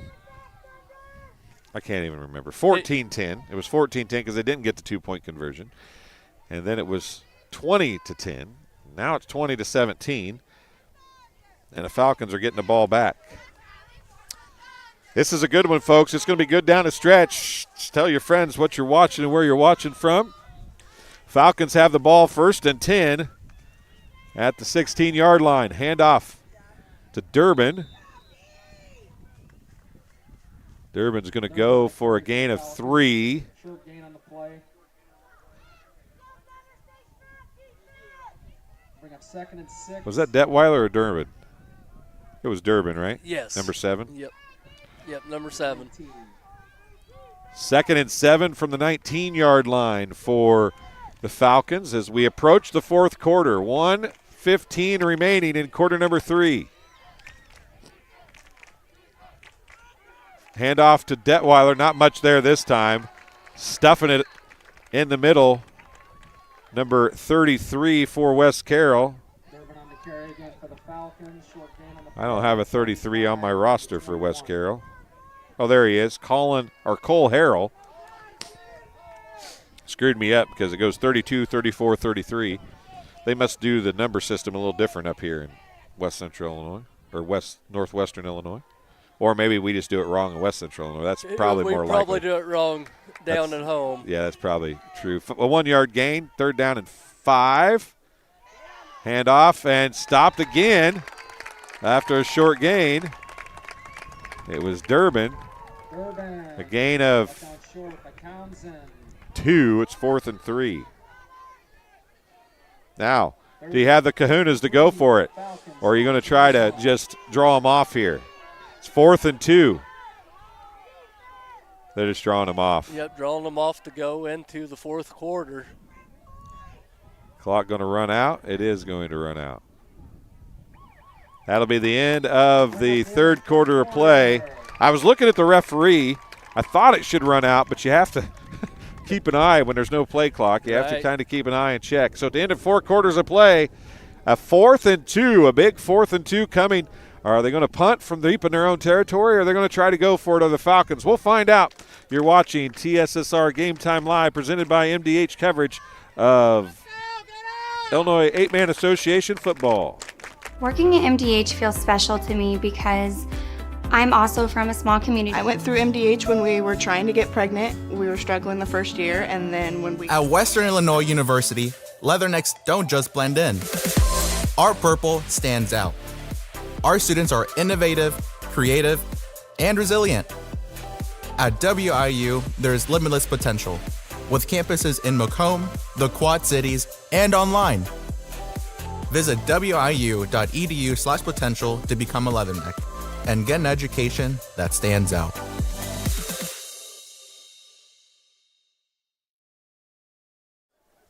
And welcome back to West Carroll High School in Savannah, Illinois. It's the West Carroll Thunder And the FCW Falcons have 4th and 2 at their own 23-yard line, and they look like they're coming out to go for it. Definitely as we start the fourth quarter of play here. And this is possibly the ball game. And it's close. It is close. West Carroll thinks they stopped them. There's no signal. They did stop them. Turnover on downs. Who was on the ball carrier? Was that a sneak? I believe it was a sneak. Gain of 1. First and goal, or 1st and 10 at the 25 of the Falcons for the Thunder.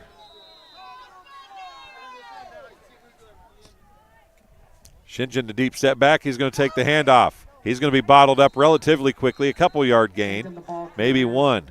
Short gain on the play. Group of Falcons. Durbin in on the stop. Also, Harani and Simons, a gain of 1 for Durbin. Or not for Durbin, excuse me, for Shinshin. 2nd and 9 Thunder from the 23. 2nd down and 9. Clock running, 4th quarter, 11:23. Hand off to Buckholz. Harani on the stop again. He's going to have a better gain. He's going to bring up 3rd and very manageable. Looks like a gain of about 5. I think it's going to be 3rd and 4. We'll see where they mark it here. Yeah, we'll give him 4. 3rd and a long 4.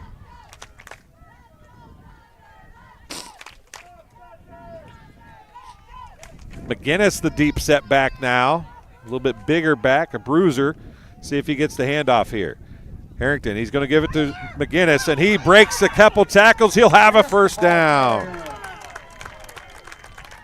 With 10:40 remaining. Thunder, 1st down. From the 19. Actually from the 20 down to the 12, an 8-yard gain for McGinnis. Be 1st and 10 at the 12. Thunder, hand off. Buckholz trips up and is going to fall across the 10-yard line. Buckholz, the ball carrier, short gain on the play. That'll bring up 2nd down. 2nd down and 6 after a gain in 4. 2nd down and 4 from the 8. Clock running, 9:57. No hurry at all if you're the Thunder here. Up by 3 already. Harrington's going to hand out to McGinnis. He's going to be brought down in the backfield. A big play by the Falcons.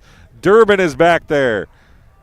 Detweiler is back there. Also number 63, Aiden Radke. And those 3 defenders deserve the recognition because, I mean, they were right there on the ball carrier for a big stop. Buckholz brings into play. Townsend will be the fullback, it would appear. 3rd and 8 for the Thunder. Can the FCW Falcons get a 2nd straight turnover on downs in their own end of the field by the Thunder? Buckholz, a deep setback. He's going to take the handoff. He's got some running room, and there's a hold. It's going to come back. Doesn't matter what happens. There's a hold, and you saw it on the end of the line of scrimmage. It's not a touchdown. It's going to come back. There's a hold at the end of the line of scrimmage. You could see the defender try to get away, and he reached one arm out and just couldn't get away. Yeah. And it's going to be a 10-yard penalty for the West Carroll Thunder. And from the 10 back to the 20, it's going to bring up 3rd down and about 18. Sometimes you question whether there was actually a hold. That one was pretty obvious on the end of the line of scrimmage. But you don't get the touchdown. You do get to take a little more time off the clock.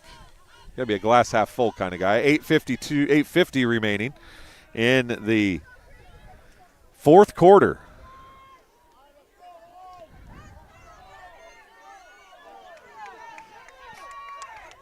Harrington under center. He's going to drop back to pass. He's got somebody deep. He's going to tuck it and run, and he's going to be bottled up. Ball's out. Loose. Picked up by a lineman. And who was that tackle? Who was the tackler on the floor? It was number 23. Simons makes the tackle. And it's going to be 4th down. Malachi Lamb had the recovery of the fumble, and he had big boy 6 in his head as soon as he picked that puppy up. But Simons reached out and got one hand on an ankle and brought him down. It's no gain on the play, and it is 4th and a long ways. Head on back to the concession stand. Grab yourself some of that good pulled pork nacho action. Can they save some for us after the game? That's a better question. 8:18 remaining, and it's 4th and forever. Now I don't think you're going to punt here. They're going to go for something big here. Give it a try here. My question was, are you going to try and, you don't want to make a big mistake. Harrington's going to drop back to pass, throws over the middle. It's short and incomplete. He took a big hit by Detweiler, and it's going to be 1st and 10 for the Falcons again at their own 25-yard line. But I'll tell you what, the Thunder defense on the last drive stepped up huge. If they can do that one more time here, and then the offense can get a 1st down or 2, this one might be over. So this is going to be a big defensive stand coming for the Thunder, and in turn, the offensive possession of the year coming for FCW right here.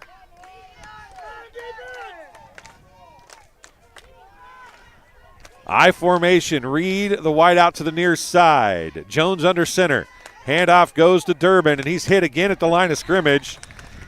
They had a little success running the ball in the middle of the formation early in this half, but they have not had much success in the last drive and a half or so.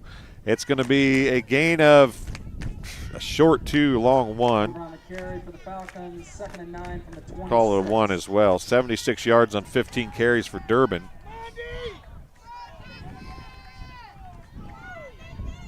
Reed on the left side this time. Hand off to Detweiler. He's got a lot of room. He throws the stiff arm. He's dragged down from behind, and they're going to call a horse collar tackle. I thought LeBourne that's what was going to happen. Made the touchdown saving tackle from the 24 to the 50. So it's a 26-yard run for Detweiler, and then it's going to be a 15-yard penalty on top of it. Oh, they're going to wave it off? Are you kidding me? Man, they get lucky on that one. Flag will be waved. 1st and 10 for the Falcons from the 50. I'm telling you, they get lucky on that. That would look like I'd like to see that on replay. That looked like the definition of a horse collar tackle right there. Yeah, whenever I saw it, I figured that it was going to happen. Then the flag came out, but they waved it off. Falcons with the ball on the 50. A 26-yard 1st down run for the Falcons. Hand off to Detweiler again, and now this time nothing doing up the middle. Actually, it was Durbin as the fullback that time. Very little, if anything, on the play. Among others was Logan Thulin on the stop. No gain. He gained about a court football length, so it's no gain on the play for Durbin. Ruddy's going to go out. Coming in for is Detweiler. So he'll go back to the fullback position, I would imagine. Actually, they're going to go power formation to the left. Jones is just going to run it. He's got some running room this time around the left side. He's across the 35. He might have stepped out at about the 35. Nope, they're going to give him a little more than that. 16-yard gain for Jones. Nearly doubling his yardage for the game. He's got 33 yards on 8 carries, another 1st down. And it's 1st and 10 from the 34-yard line with 6:17 remaining.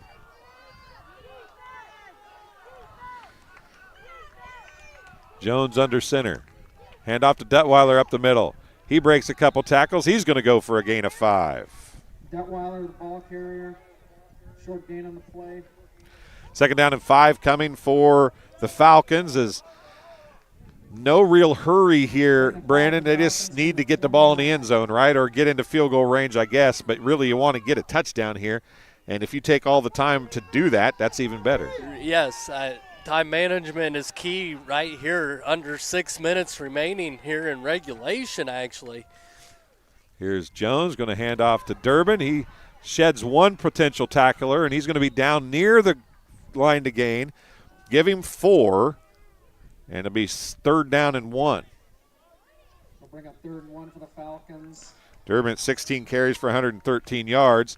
And thinking about that probably specifically the second time out of the game, of the second half, is going to be called by the Thunder with 5:26 to go here in the fourth quarter.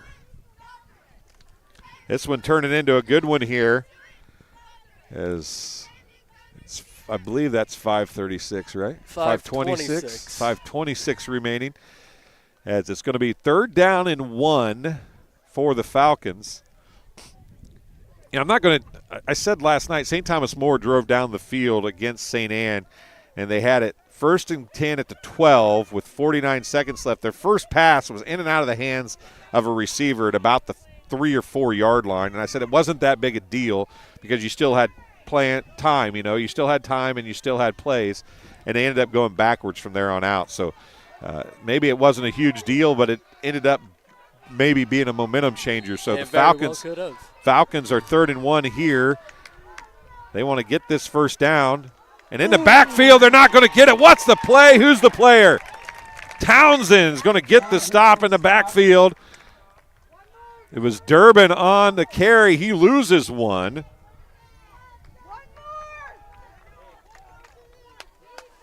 Ball be spotted on the 26. 4th and 2 for the Falcons. 4th down and a short 2 for the Falcons now. And this very well could be the ball game. Under 5 minutes to go, 4:56. They'll have 3 timeouts if they can't get this first down. Jones under center. Hand off to Detweiler. He breaks a couple tackles. He's going to lean forward, and he's going to get it. I do believe he got the first down.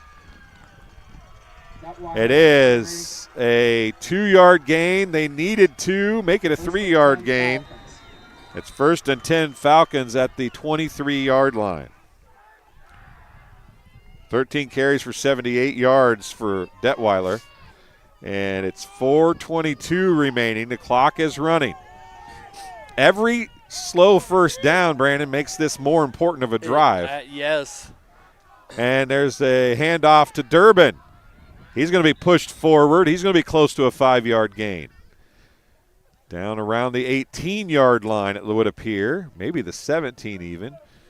He's going to go for a gain of 5. It'll bring up 2nd down and 5.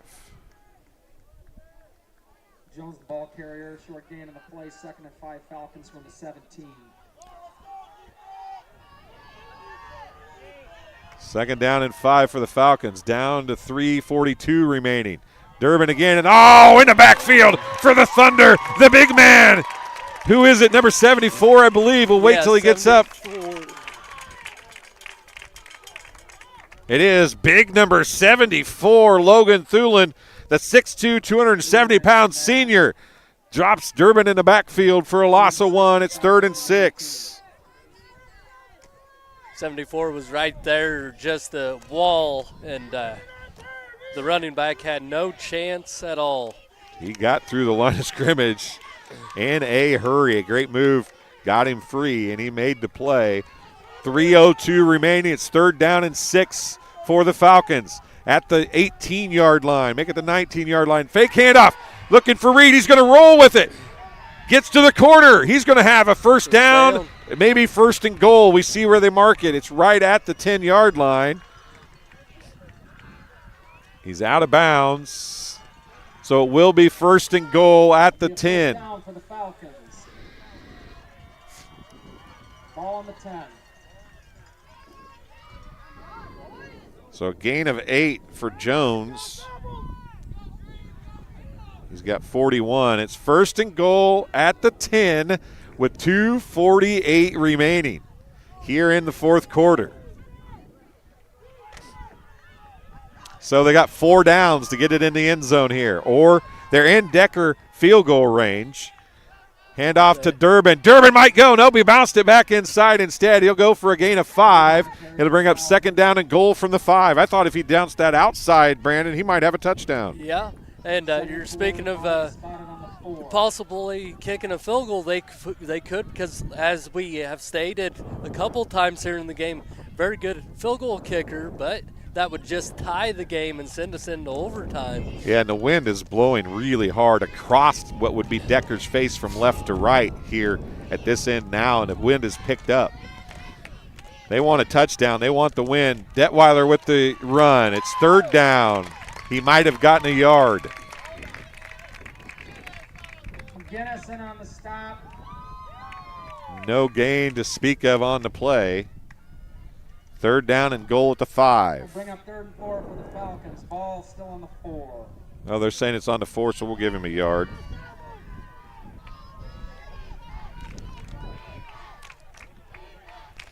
Third and goal at the 4-yard line. Under 2 minutes remaining now. The Falcons are putting all their eggs in this basket right here. Here's Jones. 3rd and goal at the 4. Handoff, Durbin.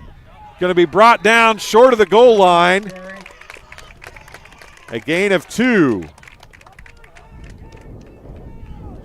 Now, here's the play of the game right here. 1:13 left. Coach Reed's probably going to let the play clock run all the way down and then going to take a timeout. We'll wait for the official to start. He's looking at his watch over in the end zone underneath the goalpost. The official that is the timekeeper for the play clock. We're down under a minute at 52 seconds. There's the 10-second.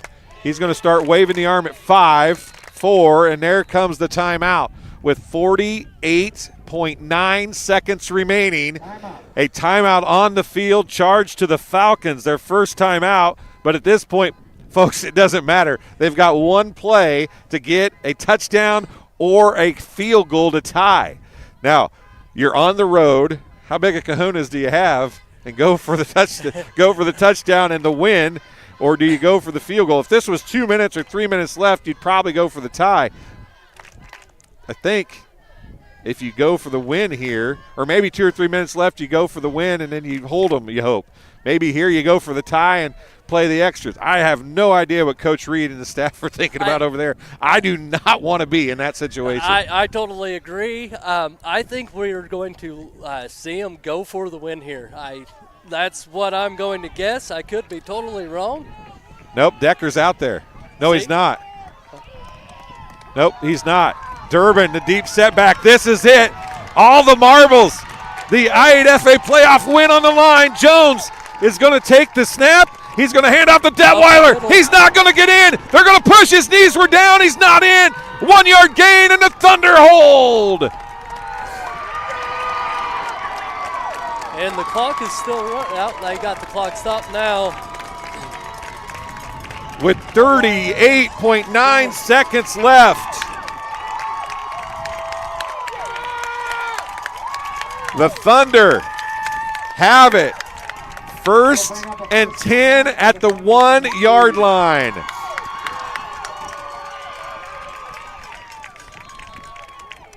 And I can. They're asking for more time to be put up on the clock, I believe. I can tell you that my theory on not kicking that field goal is because of the crosswind that's going on right now. There is a strong, strong crosswind going from left to right. The field goal that he did kick down there did not get very far off the ground, and it was not a great kick. Harrington, they're just probably going to sneak this, I would imagine. They're a player short. They don't have a timeout. Buchholz is going to run in, so they're going to have to hustle this play to the line of scrimmage. I would imagine it's nothing more than a Philadelphia Eagles tush push here, as they're going to just push it forward from the 1 yard line. The Falcons are going to try to stop it. They're not going to, and it's going to be a run for Harrington out to the 4, a 3 yard gain.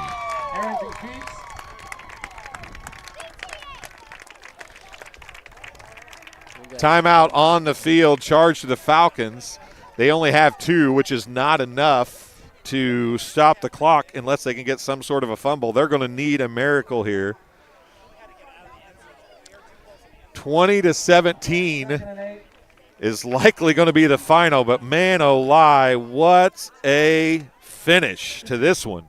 Absolutely, a classic high school round one playoff game in my view of this game here this afternoon. Yeah, this is an instant classic. There is no doubt about it. And for both the games that I've covered this weekend, both of them have had the chance to be winning by the visiting team on their last possession.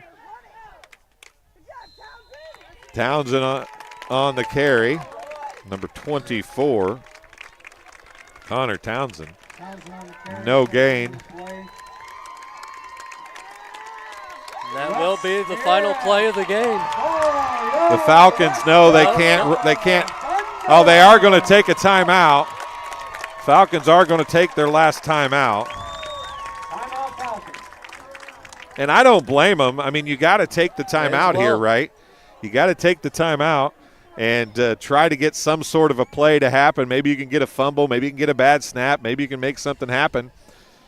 And we'll see if any of that does happen. You know, you look back through the history of football, and the Philadelphia Eagles beat the Giants, and some similar to this. Yeah. Same thing. The Jets lost on the butt fumble. I mean, things happen, right?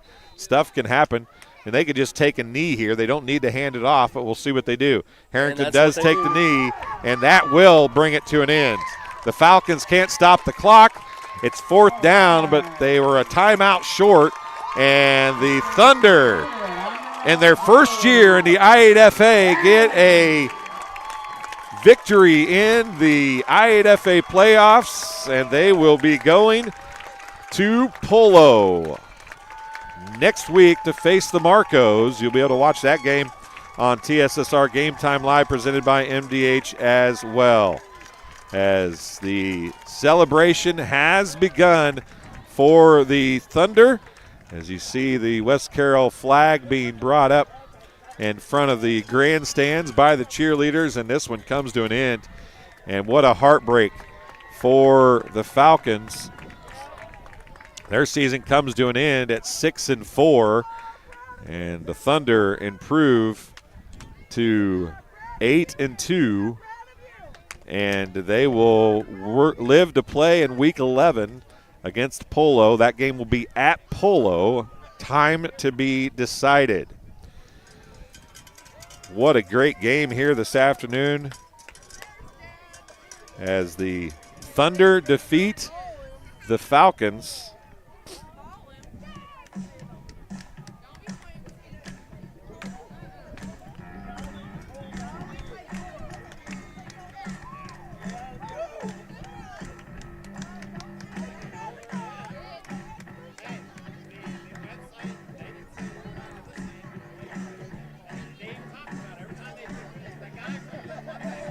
As we get a little time here, as we will take a couple-minute break, play a commercial, and then we'll be back, well, hopefully with some coaches, but we'll have some final stats as well. You've been watching TSSR Game Time Live, presented by MDH. We'll be back in just a few minutes. Oh, welcome back. We're here with Adrian McGregor. Welcome to halftime. Adrian, you're Patrick a Macomb guy, and yes. So you're living in Macomb, working at MDH. Yes. Guy running the board right now, kind of crazy. I don't know if you could get a much higher title running here at the board behind the scenes. I have about 120 employees that other than roll our up president my and chief direction executive through the officer, organizational Bill chart. Murdoch, but we Probably the appreciate easiest way to Bill helping explain. us out. So I have a great group of department directors that work for me. So areas like radiology and lab and physical therapy and I tell you what, Bill has done a services. fantastic job. You knew those are kind of the main areas just that how roll my good way, of and a then on the person he support was, side, having worked with him for the pretty last much 5 all years things prior as with our the chief financial the officer, plant, the facilities, when he was keeping it promoted to our clean, chief executive construction, officer. all of I that was rolls up. In all my excited direction about as it. well. I think So everybody. I the never organization's very excited am about bored, it. and You know, I we have talk plenty about to you do need to every do a day. national So I just sometimes it feels like I just board need of more directors, daylight give them than I all the need credit in work. the world. They listen to the But this staff, is they a listen to great the community members. organization, and You got somebody here I work with some of the knows best what they're people doing, is in this community. Person, and I'm proud of great that. Job. Mostly He proud knows of the all that community, they are invested and all in the that they community, do, and and the employees and been what a they great contribute to the organization. We have a great far, group and here. we've got a lot of bright two things that caught my attention. Bright in what future, a you lot of mentioned. great things. There's been a lot of construction going on, so you've had a lot to deal with. Maybe we could hit on that. But I think I don't know that in any of the times that I've done these interviews that we've talked about keeping the facility clean. Yes. Absolutely. With my job, I do a lot of heroes of this place, right? Because if any place needs to be clean, yes, and one of the it's first here. conversations How important and how much effort goes into keeping a hospital clean? I want to get out in the Well, I can tell you a tremendous amount of effort is made at keeping the facility clean. And just to give you an idea of the complexity of that, just talking about we have what can we 14,000 do together. visits Is there a anything we year can in do our together? emergency Rural department, healthcare is for tough. instance. There's a lot of everybody challenges that comes to the we face, but if emergency we work department together, is maybe most likely together, having a right? bad I think we moment can both of their do day, or and that could be a is the best game way that we changer can for their help year serve or our even community. beyond. And so, That we are here obviously, for. that high volume that equates to 40 or 50 patients a day. You got to have a clean place for every patient coming in, hour by hour, minute by minute. And so that Absolutely. area One of the just things you always alone look at is has to be clinical kept clean. But partnerships. then when you We expand can't out get a physician here, is to, there we have another health approximately organization 800,000 that we do what square we call a feet clinical that partnership needs to be with. kept Blessing Health clean is a throughout great the example. entire Quincy, hospital. That's a lot of feet. We do have a lot of Pulmonologist, we have a employees urologist, engaged in that once a area. week. Jimmy So our Rogers patients actually in Nevada oversees County, that they don't have to area drive and down then to some. Quincy, or And maybe so they he has can put together a we can team find those clinical within our partnerships. environmental They can be services seen here in department Macomb. to ensure cleanliness within the four walls of the hospital alone, but then also partners with several independent contractors that work on some of our business buildings or our physician buildings in other clinics that we have that aren't even located in Macomb. And so he and I have worked closely together over the past 3 years on this. And I think we just got to keep looking. It was a struggle on during how we can COVID for continue sure, to because grow. you want And to that's been one ensure of our that every focal area points. is clean, We not do only strategic daily, planning on but a at quarterly times basis. within every hour, we if not we want to more. look ahead. And so it 2-3 is years a down the road, valiant but as we effort. said, there's a It's lot so of dynamics important going on in that healthcare right Medicare now. watches So if you get for too any far ahead, type of you kind of lose sight of hospital-acquired what could be infection coming right that around could the be corner. picked up from the So that's why hospital. we So try to our keep it job more of a is short to term, stay but still look ahead clean, to the keep long term. clean, and be even cleaner And like than we mom said, or our biggest grandma would challenge ever is want how you can we continue to have. grow? So we want to so be a lot more than washing. We've been here. it for really 65 is, years. and hand What can we washing do as an is organization, part of that as well. staff, In our infection physicians, control to make sure department, we're still around here for 65 years. who would have thought that within healthcare that keeping your hands cleaned every hour, every day, after every and even during patient interactions could be a game changer with preventing further infection. Well, as you just talked about, our clinical expansions, as you said, Monmouth, our MDH Monmouth Clinic, convenience clinic, sports med and rehab. We got great staff up there, and I think that's a common theme. I know Bill talks about this a lot. I 100% on board with this too. I agree 100%. I would think you'd ask any of our staff members, they would say that we got a great team right now. We do a great job working together, and I think that's how we can play to our strengths to help grow. You talked about the community pharmacy. We're excited when that starts coming online and how we can best serve our community. A lot of convenience. I think one thing that we learned from COVID, people love convenience. We got our drive-through labs, and now you got our drive-through community pharmacy. A lot of good things going on. Stay tuned. It's an exciting time right now in our organization. Well, have some fun at baseball this weekend, okay? We're going to have some fun. A lot of fall baseball going on as we record this right before the start of high school football season. I know we're going to have a lot of great football games. We want to wish all of our area teams the best of luck this year. We'll be right back with the second half right after this.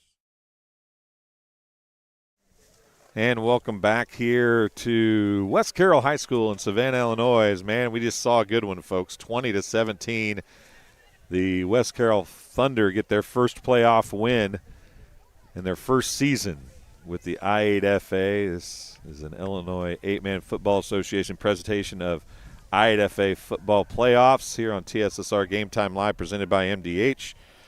Unofficial stats for you today. First for the Flanagan-Cornell-Woodland Falcons, who finished the season at 7 or 6-4, excuse me, 6-4. They finished as a team with unofficially 46 carries for 243 yards. Durbin had 21 carries for 123 yards. Detweiler had 15 carries for 80 yards. Jones 9 carries for 41. Ruddy had a carry for a -1 yard.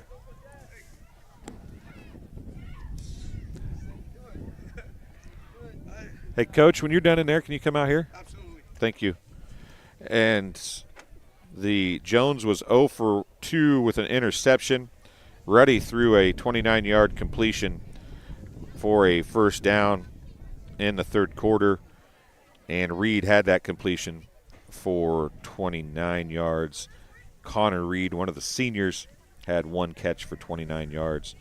Ruddy is a junior, the 6'3", 175-pound running back, defensive back, threw that pass. As the Falcons and the seniors getting lined up at the 50-yard line. Taking a little time for the Falcons, who have their season come to an end here today in truly heartbreaking fashion. We'll tell you more about that here in a few minutes as we wait for some coaches hopefully to come up and talk to us. I know that Sestacia will be up. He's in the booth talking on the radio right now. As the Falcons seniors going to walk off the field hand in hand and arm in arm, I should say, as is tradition. Their kicker, Connor Decker, 5'11", 150-pound senior, is one of them. He's a good one. And I'm sure he's one that wishes he'd have had a chance at that tie rather than going for the win, but you cannot blame Coach Reed for going for the win on the road. Not sure if Coach Reed is going to find his way up to talk to us or not. I hope that he does. He's been a great supporter of TSSR, and we greatly appreciate him and spending his time talking to us throughout the season. The Falcons have a team that they should be very proud of, but the Thunder got the win today, and they have a team that they should be very proud of, a team that had struggled in 11-man, hadn't won many football games recently, and they came to 8-man, and they made a statement, and they get a playoff win, a very emotional win for them, equally emotional probably for them in the win. For the Thunder of West Carroll, 41 carries for 189 yards. Pickard Shinchin had 15 carries for 76 yards. Buchholz had 13 carries for 92. Townsend had 7 carries for 13. McGinnis, 3 carries for 9. Harrington actually 4 for -2, but I don't ever count the knee downs. Harrington was 1 of 7 with an interception and 1 completion for 27 yards. LeBourne had that 1 completion for 27 yards. So both teams completed just 1 pass apiece here today. That wind is just really picking up now. It has. Maybe it's because all the fans left that were sitting in front of us. I don't know, maybe they were blocking the wind, but it's really windy up here now. I'm trying to get the sheet turned over so I can tell you the scoring plays here today. First quarter, first score of the game came on a 49-yard run on the first series for the Falcons by Durbin with 10:18 to go in the first quarter. Decker had to kick. Both teams scored in the third quarter, then neither team scored in the fourth. 11:46 to go on the opening kickoff. West Carroll scored on Buchholz's 75-yard kickoff return for a touchdown. The run failed again, and it was 20-10. 7:59 to go. The Falcons answered right back on a 14-yard run by Durbin. Decker had to kick, and it was 20-17. And both teams threatened several times, Brandon, but never were able to get it into the end zone. And the Falcons might have had another chance to kick another field goal, but I will say that the wind was probably blowing 2 or 3 times harder at the time at the end of the fourth quarter as it was when he kicked that field goal in the second quarter. Yes, absolutely. And,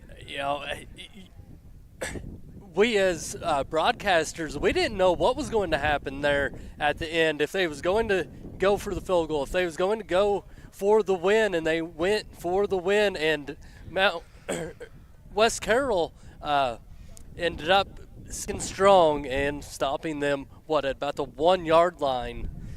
Heartbreaking loss for Flanagan, but you know what? They played their hearts out. It was a fun and entertaining game. Yeah, there's no doubt about that. It was a fantastic football game here today. The defenses came to play. The offenses did some things. But I'll tell you what, as a whole, it was a very defensive-oriented game. There were some big hits. There was some strong tackles.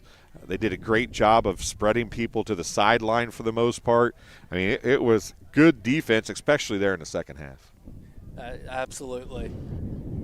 The Falcons turned the Thunder away 2 times in the fourth quarter at the 25 or further in to get a chance. They got a chance at the end of the third quarter, couldn't make anything happen in Thunder territory, and then it just kind of went. And then that last drive, man, it was a fantastic drive for the Falcons. They got to first and goal at the It was the community that really drew me back to Macomb. I'm from a small community, and I'm from a farm family, and ultimately I always wanted to practice in a place like that, and I felt that I had the ability to connect to people who with a similar background from me, and the fact that the staff members at the hospital and the support, all the support staff at the hospital was also focused with the goal of patient care. It felt like it just all came hammered at home for me.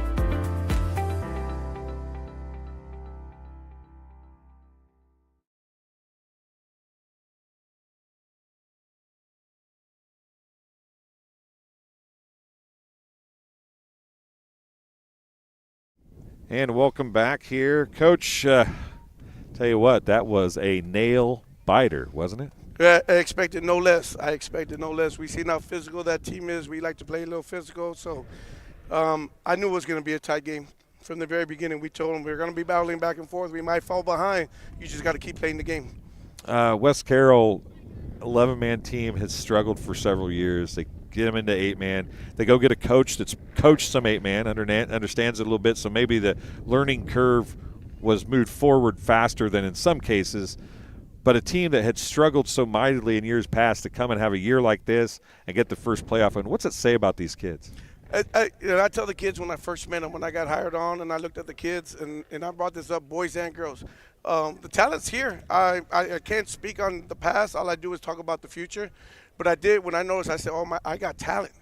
We got something, you know. Even when I look at the girls, volleyball, basketball, all our programs, we have a lot of talent here.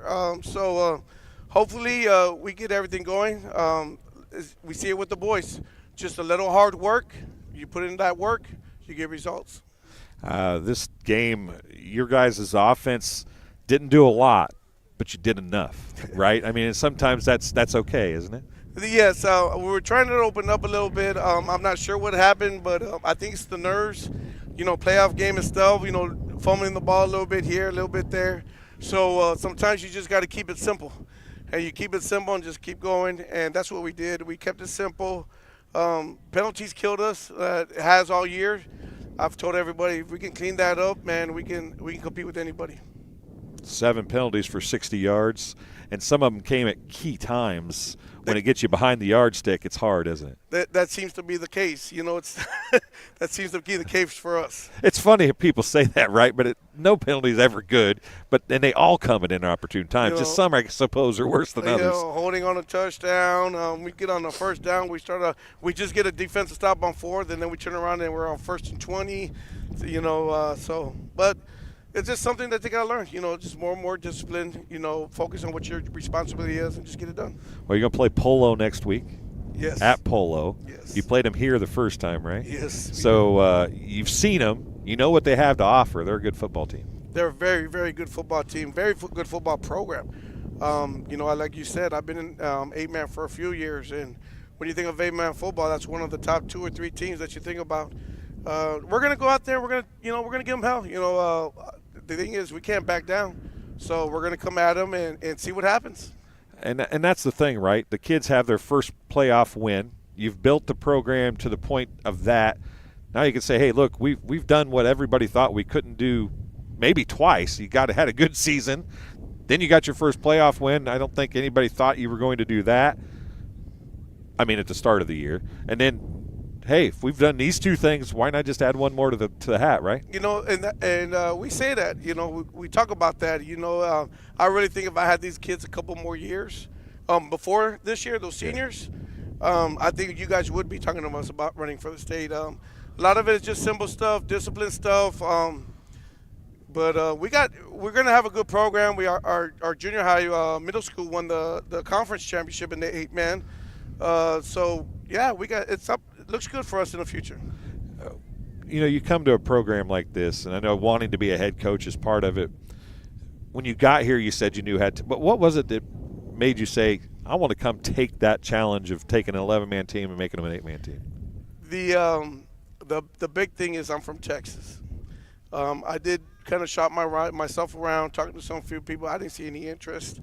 So I figured when I applied for this job and they offered it to me, I said to myself, you know, if you really want to be a head coach and if you really think who you think you are, this is the opportunity. And I think, you know, the good Lord had brought me over here, to be honest with you, because they opened it up at the last minute due to some people, Coach Jeff Woodside, and some of them were saying, let's just open it up and see what happens.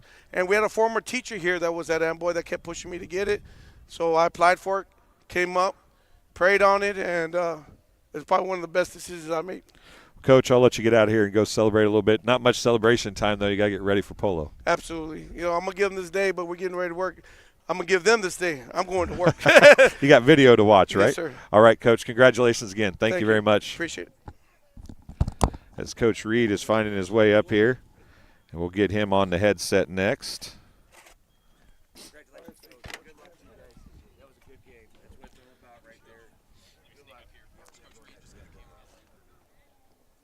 You want to do here first? Do you want to? Are you guys waiting for him too? Yeah, but that's okay. Okay. Coach, I said before that fourth down play at the goal line, I said, how big of kahunas are there over there on the sideline? On the road, you know, the wind blowing the way it was. You got perhaps the best kicker in 8-man football, and I don't think that's probably a doubt. He's right there if he's not the best. But the wind blowing so hard, did you really think you had a choice? I thought, you know, being on the road here, I do think we got the best kicker in 8-man. And you know, I was talking with the coaching staff, I don't think I would have changed the play. You know, when I called that timeout right before we went out there, and I asked the kids, I said, what do you feel confident in? What do you want to run? And they said they wanted to run the dive with Eli.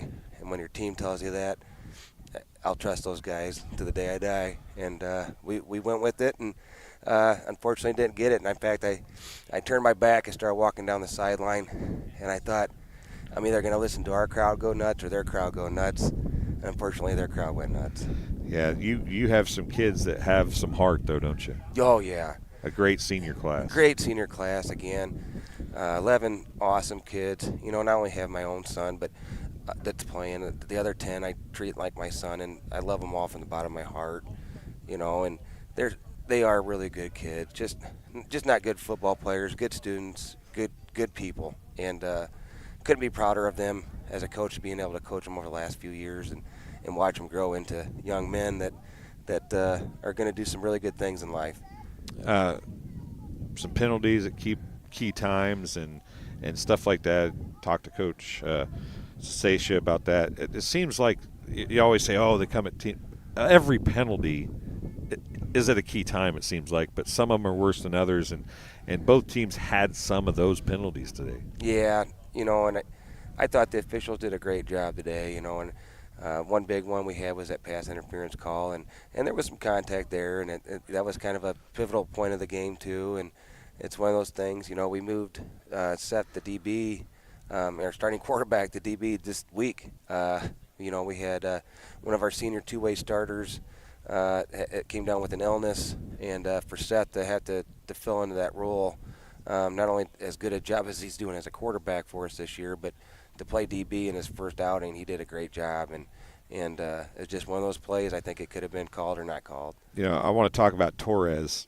There was a play almost identical to that in the first half where he broke up a pass that I wanted it, if it was NFL, they'd say it was a back shoulder throw, really just an underthrown ball. Yeah.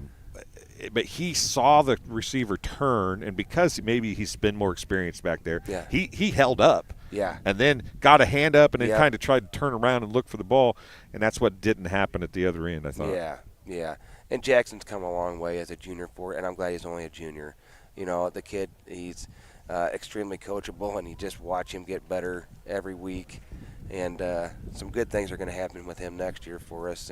And he's a smart player, and he's learned a lot for us this year. So West Carroll's proven a lot as a first-year team in I8FA, haven't they? They have. I'm so, as unhappy as I am that we lost, I'm happy for them just for small school football. We were in that same boat a few years ago when we were, had some winless seasons, an 11-man. Our first year, we were able to jump to make the playoffs and talk about, changing around your program. More kids want to play, wins bring kids out. And happy for them guys to see that success they had this year. And, and good luck to them. They got a good team. They got a really good team. It was we knew coming in it was going to be a good game. But I'm happy that they could get their program turned around here, and hopefully he keeps that going in the right direction. So I've done 2 games, both of them defensive battles this weekend, and both of them huge hitting. This was a huge hitting game, and defense was key. Yeah, it was. Defense was big on both sides, and I went to our defensive coordinator, Coach Jackson, when we got that 4th down stop over here, and I said, thank you for bailing out the offense when we went for it in 4th and short, didn't get it. And we, we put ourselves, I told the kids after the game, I said, you guys put us in a position to win the game, and that's all Coach could ask. We had the ball with less than a minute left inside the 5, and that's what you ultimately, what it comes down to. That's what dreams are made of. That's what dreams are made of, and they got us in a position to win it, and then, like I said, I'll call that play 10 times, 10 out of 10, so. Well, Coach, I'll let you get out of here. I know the radio guys want to get you, so I appreciate you for all the support you've given us this year. And, since your coaching hat's off, if you want to hop on for a broadcasting game, you're welcome to do that. Okay, I appreciate it. But I thank you guys for what you're doing, too. 8-man needs more coverage, and I know a lot of people back home are watching this and listening in, and you guys please keep doing the job you do. It's greatly appreciated. We'll plan on it. All right, thank you, you, Coach. Good job. That's Coach Reed talking to us for a few minutes. That'll do it here from West Carroll High School in Savannah, Illinois. The final score, 20-17. The Thunder get the win over the Falcons. We'll be back next week with all 4 quarterfinal round games. So for Brandon, I'm Dwayne. Thanks for watching. We'll talk to you again very soon.